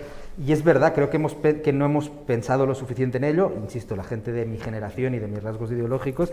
Y después hay otra cuestión que creo que también es muy española, que es que hemos hablado poco de inmigración, es decir, yo creo que como el PP la favoreció, porque formaba parte del gran crecimiento económico español, de los años brillantes de crecimiento de finales de los 90 y principios de los 2000, era muy beneficiosa y muy necesaria en términos económicos. Los que somos por instinto cosmopolitas no nos molestaba o no nos parecía un problema grave. Bueno, nos hemos dado cuenta de que, sin ser yo partidario de restringirla más, sí debemos hablar de ella. Sin ser yo en absoluto partidario de los discursos de Vox, creo que quizá el discurso de Vox se oye tanto porque no tenemos uno alternativo que sea mucho más generoso, pero también mucho más pragmático hacia la inmigración. Y creo que sí es cierto que hemos dejado de hablar de cuestiones en términos periodísticos, en términos intelectuales, que en la última década o los últimos 5 años hemos descubierto con sorpresa, y se nos ha quedado, y me incluyo, cara de tontos, al decir, es que a la gente le sigue importando esto. Y creo que tenemos que encontrar una manera de hablar de estas cosas de nación sin caer en el nacionalismo, que me parece la peor infección que tienen todas las sociedades, y de inmigración sin creer, porque creo que no lo es, el mayor de nuestros problemas o una amenaza a nuestra nación, porque creo que no lo es, pero creo que debemos hablar de estas cosas con naturalidad, incluso desde posiciones de izquierda. Son problemas, a la gente le preocupan, tenemos que encontrar soluciones pragmáticas que expulsen a las soluciones radicales, pero no hacer, como hemos hecho, como si no fueran problemas. Marc, res? Sí, gracias. No, muy brevemente. Bueno, todo lo que habéis expuesto muy... Había levantado la mano este chico también al principio. Este que estaba en el polo verde, ¿no? Sí, vale, pues ahora estos dos. El populismo de sus variantes no en Es que estos he visto ahora que la últimos levanto años, otra vez. sobre todo en Europa, ¿no? Las razones. Bueno, ahí podríamos estar hablando mucho, ¿no? A mí lo que me sorprende hasta cierto punto, y por eso os preguntaría, ¿no? Porque sois expertos en este tipo de movimientos, es su adaptabilidad, de algún modo. Aquí se ha hablado del caso de la Lega Norte. Recordemos cuál es el origen de la Lega Norte, ¿no? Que prácticamente pues, un movimiento secesionista, ¿no? ¿no? Prácticamente. Totalmente. Aparte de la Padana, ¿no? Incluso le llegaron a llamar, ¿no? Padana. Bueno, al cabo de un tiempo, ese movimiento, ese partido se convirtió en un partido nacional italiano, por decirlo de algún modo, con responsabilidades de gobierno. Bueno, en fin, es un tanto sorprendente, ¿no? Quizá eso solo pasa en Italia, no lo sé, ¿no? Pero muestra una capacidad de adaptación que, en fin, incluso, ya que se ha referido, ¿no? El tema catalán, pues también allí muestra unas capacidades, ¿no?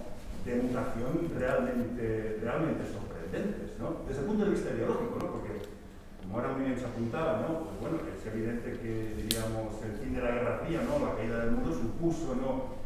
Una caída de las ideologías, ¿no? Entrar en un periodo de cierta desorientación.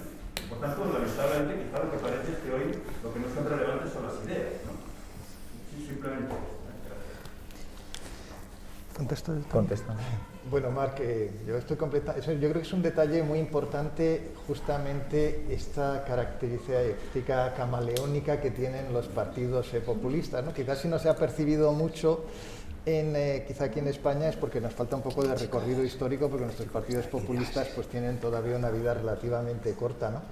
Pero no es un caso extraordinario el de la Lega y su cambio radical en relación a la comunidad nacional a la que se dirigían, sino que se puede ver en todos los partidos populistas europeos que tienen un cierto recorrido histórico, ¿no?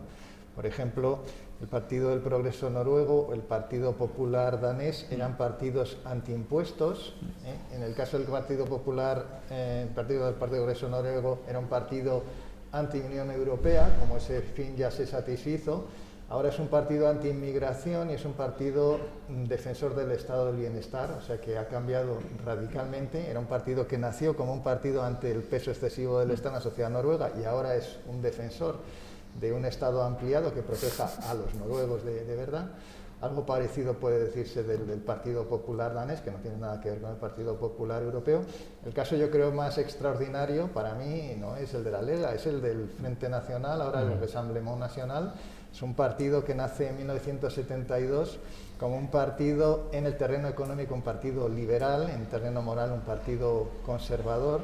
Es un partido que se integra, en fin, está formado originalmente por partidos que estaban excluidos de la Francia oficial, en fin, Vichy, ¿no? Las SOAS, los legitimistas monárquicos, en fin, todos los pequeños grupos que estaban en contra del universo republicano francés, y hoy en día es el partido que se presenta como defensor de los valores republicanos, la movilidad social, la laicidad y sobre todo defensor de la ampliación del sector público francés que recupere todas las industrias de soberanía bajo el control del Estado. Era un partido que incluso, bueno, Jean-Marie Le Pen había sido un diputado puyadista, un partido que defendía a los comerciantes franceses frente a la voracidad fiscal del Estado. Ahí está su origen, también un poco parecido a estos otros partidos, y ahora es un partido que, curiosamente, de acuerdo con la manera americana de entender lo que es la izquierda y la derecha, ¿no? Por ejemplo, Ronald Inglehart y Pippa Norris califican de populista de izquierdas porque defiende un Estado ampliado, ¿no? Digamos que bajo el punto de vista americano, la intervención o no del Estado en la economía señala ser de izquierdas o no. El Frente Nacional, lo que se llama Nacional ahora, es un partido populista de izquierdas porque defiende un Estado que se ocupe de todo, absolutamente de todo, ¿no? Y esto muestra que se puede ir, y es un Estado que además, es un partido que critica el capitalismo, a los oligarcas, en fin, todo este tipo de cosas que forman parte de esta de esta panoplia, ¿no? Y antes eran pues un partido que criticaba sobre todo al Estado, la voracidad del Estado, ¿no? Son capaces de reinvertirse por completo, y si viésemos la historia de otros partidos populistas, ¿no? El Partido de la Libertad en Austria, un partido que era un partido pangermanista y filonazi en su origen, y después un partido nacionalista austriaco, en fin, podríamos ver. Yo creo que también es un dato interesante para ver cómo el populismo está asociado al oportunismo político, y es un poco también algo que ha dicho Ramón, ¿no? Y su capacidad de atender a cuestiones que no han sido atendidas por los partidos tradicionales, pero que tienen presencia en la sociedad, y entonces están, en fin, fácilmente dispuestos a mutar en sus bases ideológicas para atraer todos aquellos universos donde el malestar social no ha sido atendido, ¿no? Yo creo que por eso digo que la razón del populismo muchas veces no está en el populismo, que es más bien la manifestación, el síntoma, sino en algo que está pasando en la sociedad y que los partidos tradicionales no atienden. Esto de la adaptabilidad, hay un caso que creo que es interesante, que se ha visto en Francia, o se han visto en Holanda, que es el caso de la homosexualidad y el matrimonio gay, ¿no? Es curioso, por ejemplo, cómo en Holanda Pim Fortuyn, el primer líder de alguna manera de la derecha, de la nueva derecha europea, no sé cómo llamarla, no solo era homosexual, sino que defendía la homosexualidad como prueba de que la civilización cristiana era superior a la islámica. Identificaban, incluso hoy, por ejemplo, el discurso de cierta derecha holandesa está muy sexualizado, utiliza mucho el cuerpo de las mujeres en su propaganda electoral, porque esa sexualización cree que es una muestra de superioridad con respecto a la cerrazón de los inmigrantes islámicos, ¿no? O sea, que es una adaptabilidad interesante. Y más cerca de nosotros, a mí me parece, porque además lo estamos viendo en directo y creo que es interesante verlo en otros sentidos, el caso de Vox, ¿no? Creo que de ser un partido, como decía Ángel, que era el partido de Le Pen, muy, digamos, conservador tradicional en términos económicos, como está haciendo un desplazamiento hacia el obrerismo, hacia una cierta, lo que llaman algunos chauvinismo del bienestar, es decir, a favor del estado del bienestar, pero solo para los nuestros. Y yo creo que estamos viendo los crujidos del barco girando, ¿no? Y creo que son transiciones muy difíciles. Al Frente Nacional le llevo 40 años, a Vox quiere hacerlo en uno, ¿no? Pero creo que sí, que es una muestra más de adaptabilidad. Por no hablar de Rejón, ¿no? Esta deriva que ahora empieza hacia el ecologismo. Bueno, y de su segunda en Madrid también, que es parecido, también está emitiendo mensajes de un cambio notable, de un apartamiento de Podemos. Pero bueno, hay que decir una palabra, ¿no? Sí. Se nos va a ir el tiempo, si no... Son dos cosas muy rápidas. Lo primero, tomando lo que decía Ramón, que además esa discusión ha salido en uno de los fragmentos de ese chat del que hablas en tu libro, muy recientemente, de la inmigración. Yo creo que es que en España no somos conscientes que hemos tenido un modelo de inmigración muy peculiar. De los 8 millones aprox que debe haber, un tercio son hispanohablantes. De hecho, muchos son hijos de antiguos españoles emigrados, lo cual los convierte en migrantes muy suaves. Otro tercio son ciudadanos europeos, de los cuales una gran parte son jublados. Y del otro tercio, que es del resto del mundo, quizás lo que podría ser culturalmente más chocante para España, creo que es un 14% del Magreb. Y Marruecos y España han tenido una cercanía cultural, y además Marruecos, de todos los países del Magreb, yo creo que es el menos islamista, y además de la parte del Magreb que suelen venir es la más cercana a España. Entonces, tenemos un modelo de inmigración hasta ahora tan peculiar respecto a otros lugares de Europa que yo creo que a Vox le va a costar ir por ahí.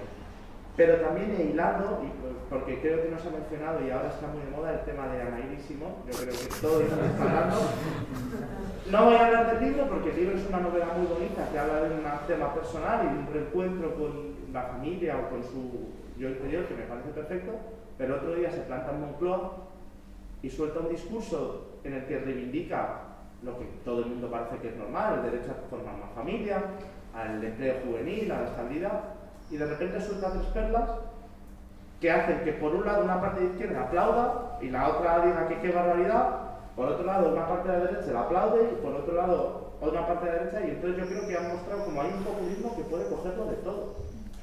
Y yo creo que sobre eso se puede hablar bastante. Pues si queréis hablar... Ramón, un poco por alusiones que empiece, ¿no? Bueno, decías que el modelo migratorio español es peculiar, yo creo que es exitoso. Eso no hace que no haya conflictos, claro que hay conflictos y los que habrá, pero creo que es un modelo razonablemente funcional. Con respecto a lo que dices de Vox, yo creo que a veces, y tú y yo que hemos frecuentado ambientes de ciencia política a veces confundimos la demanda con la oferta. Es decir, yo me acuerdo haber oído durante mucho tiempo que era inviable un partido de, llamémoslo como queramos, de extrema derecha autoritaria en España. Bueno, no habría demanda, pero si creas la oferta, generas demanda, y creo que en el caso de la inmigración puede suceder perfectamente lo mismo. Es decir, existe la oferta política, y la oferta política genera demanda, y es posible que lo generes.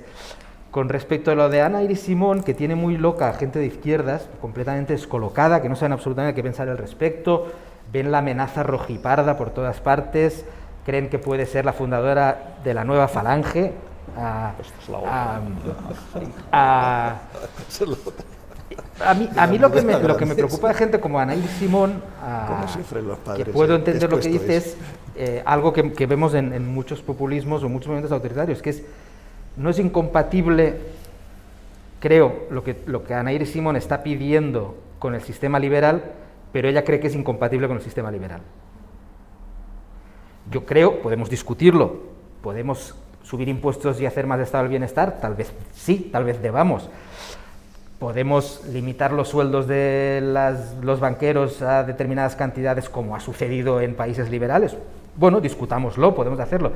Lo que me llama la atención, y por eso creo que hay algo más allá de las políticas económicas, que para mí tiene elementos religiosos, es nada de lo que es bueno podemos hacerlo dentro del liberalismo.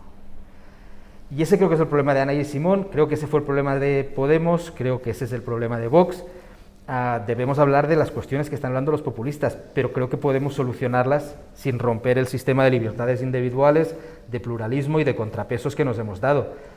Creo que su deseo de romper eso tiene elementos redentoristas o antipluralistas que son los preocupantes, no las políticas en sí.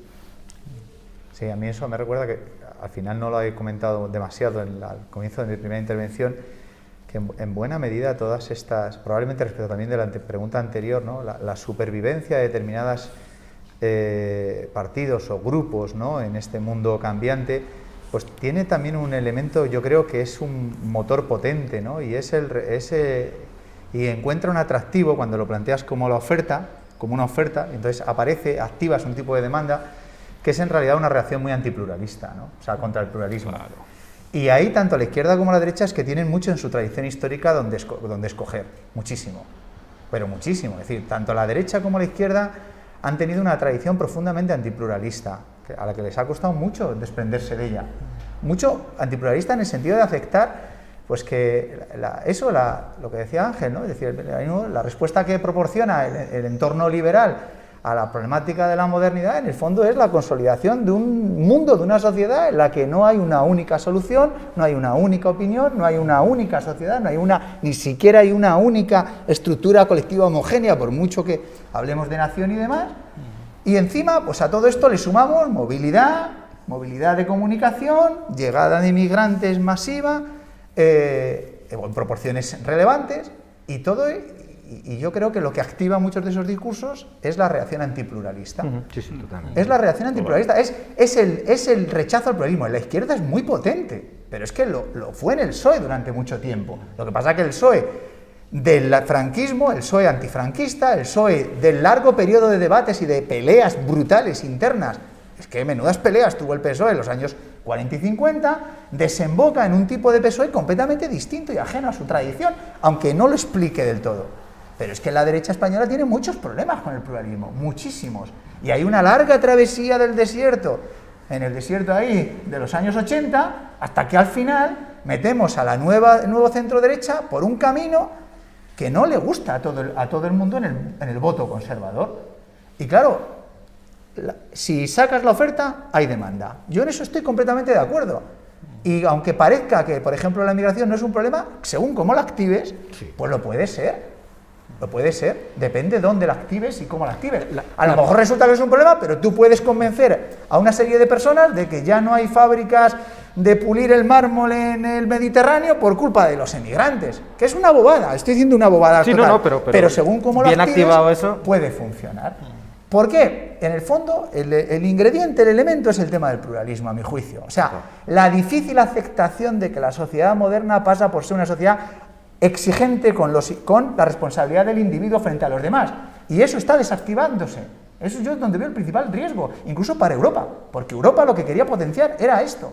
Al desactivar el nacionalismo, activabas una sociedad moderna, competitiva. Entonces me hace gracia, porque yo estoy de acuerdo en que en España se ha abusado de la identificación entre liberalismo y economía. Por otro lado, en términos de tradición histórica, es que es inseparable en muchos aspectos. O sea, no podemos, por lo menos en términos de la tradición política, que es verdad que no podemos llamar a Adam Smith solo economista, pues es una bobada, ¿no? Pero, bueno, no vamos a meternos en eso, pero la cuestión es que lo que me parece muy importante es que al final el espacio ese de centralidad al que se van sumando los grandes partidos y que hace posible estas décadas maravillosas que se han podido vivir en Europa, tiene mucho que ver con que el pluralismo no se toca.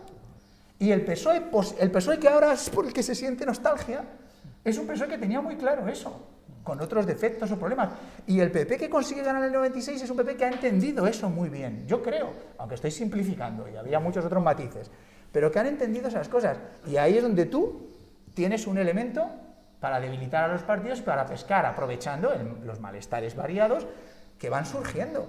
Porque al final, mucha gente no quiere oír de libertad entendida como una exigencia individual, como una responsabilidad, quiere otra cosa, que tiene que ver con seguridad, con bienestar, con un mundo conocido, con un mundo previsible, y esto que tenemos encima es un mundo cada vez menos previsible, cada vez menos, pues sí, como se parece, como decías tú, al mundo pues del progresismo moral y tal, pero es que el mundo es así en buena medida, a los conservadores les cuesta mucho aceptarlo, yo creo, no sé, bueno. Por no hablar del Partido Comunista. Por no hablar del Partido Comunista, por supuesto, que también hizo su transición, pero luego la abandonó rápido, ¿verdad? Le duró año y medio. Se les olvidó. Año y medio y ya empezaron a sentar las bases en las que empezó Anguita y luego ya una determinada lectura de Anguita a contarnos esa historia. Nada, una cosita.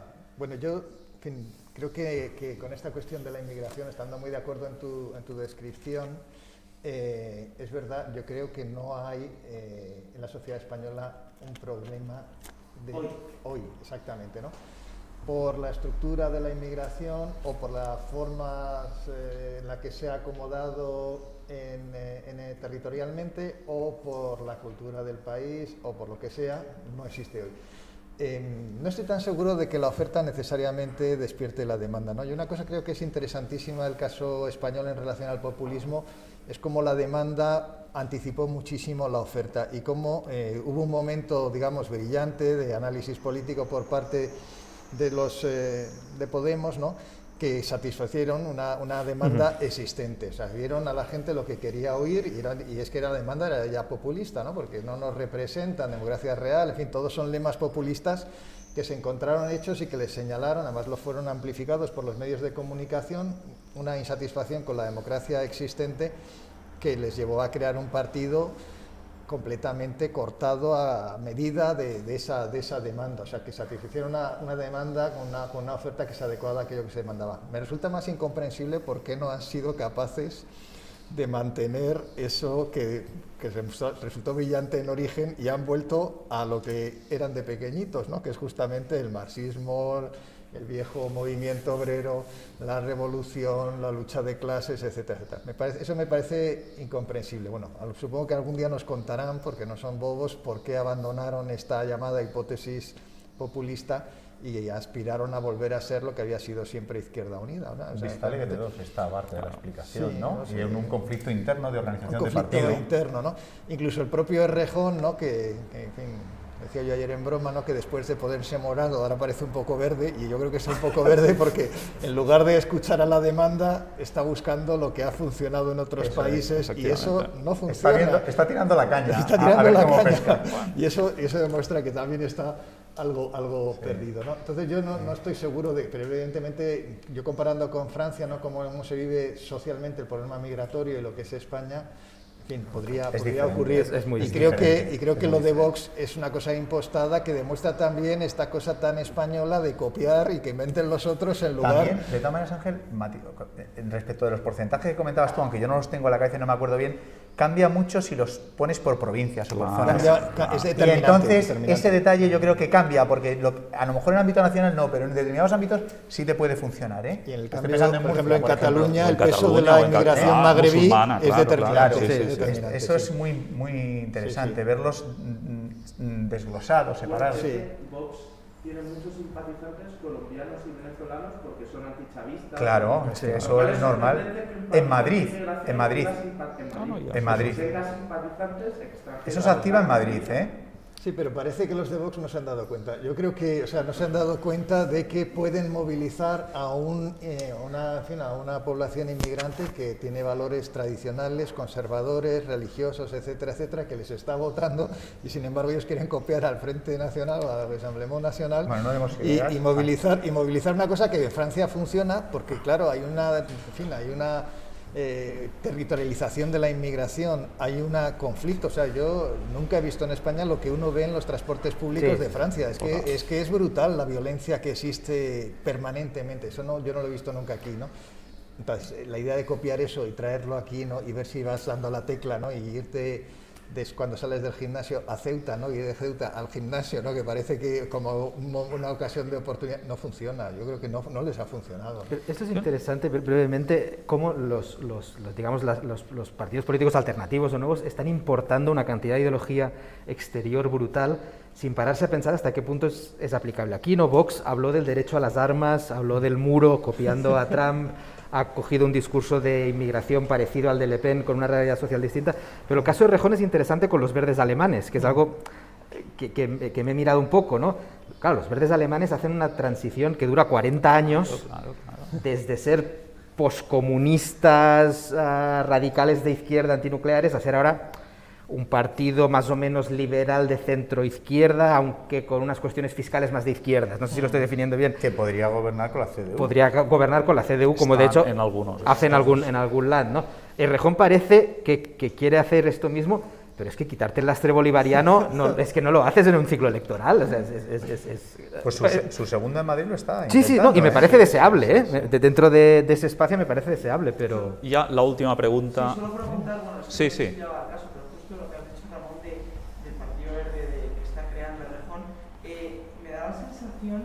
Que al final la ideología verde no entiende al final de derechas o izquierdas, o al menos lo que el partido alemán está intentando es llegarse.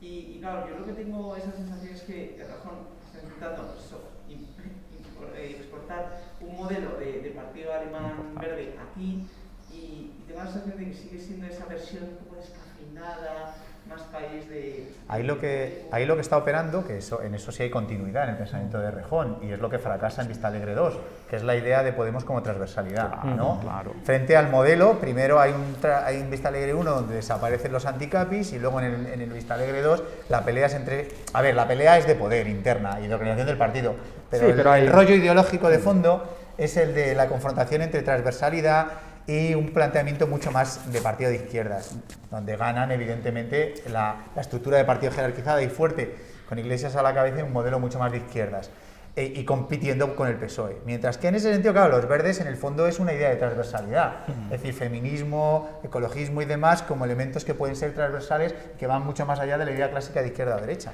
O sea, ahí hay un cierto elemento de continuidad. Lo que pasa es que digamos, la relación de Alemania con su propia naturaleza es de las más complejas ideológicamente, yo creo, de Occidente, ¿no? Quizás solo compararla a Estados Unidos, la imbricación entre ideología y naturaleza que hay en Alemania. En Más Madrid es muy divertido porque es gente que reivindica la naturaleza desde la mayor ciudad del país y con lo que parece una desconexión absoluta con el mundo rural. Es decir, no sé qué grado de conocimiento profundo del mundo agrícola, es más bien tiene los geranios en casa. La novela de Daniel Gascón del hipster en la España vacía, ¿no? Es una... Bueno, pero lo ha metido en el discurso, lo está metiendo en el discurso. No, al mundo agrícola le gusta la caza y los toros. Y prefiero un partido verde a un partido bolivariano, ¿eh? No tengo ninguna duda, pero que me parece que, como decíamos antes, les va a costar mucho, o igual al final acaba siendo la Convergencia de Madrid, ¿no? Es decir, un partido regional con una ideología propia, pero que me parece muy distinta que un señor de Almería que tiene una tierra compre el discurso ecologista de Errejón. Bueno, Convergencia, digamos, en Madrid también ejercía otro tipo de función lobista que de momento no veo en estos, pero en esta transversalidad también puede llegar a esto, ¿no? Yo simplemente un apunte que tiene que ver con esto y que ya enlazaría con lo de después.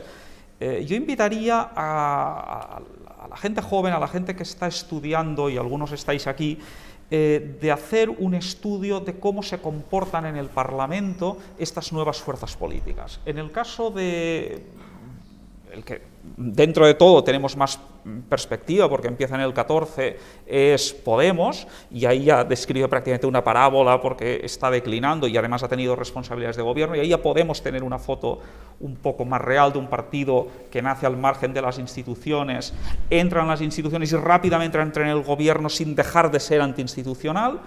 El caso de Ciudadanos, bueno, ahí el proceso es mucho más rápido. Pero voy a Vox, porque Vox es un fenómeno mucho más reciente, y aquí hemos estado hablando del Vox en sus posturas programáticas y en su importación o no de ciertas ideas. Pero hay otra dimensión que es el comportamiento parlamentario de Vox.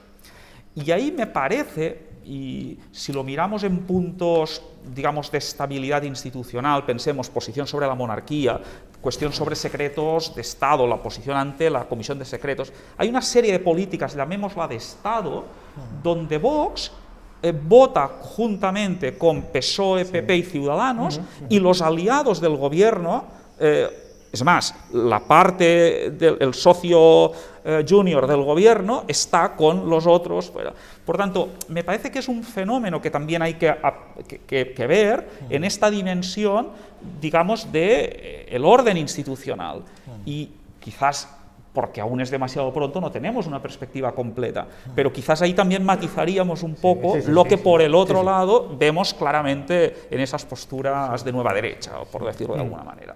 Yo, si os parece, daría por acabado, son las 12, puntualmente esta mesa, agradeciendo sobre todo a vosotros tres ese coloquio tan fluido que hemos tenido y también a todos los inputs que han llegado desde el otro lado de la mesa.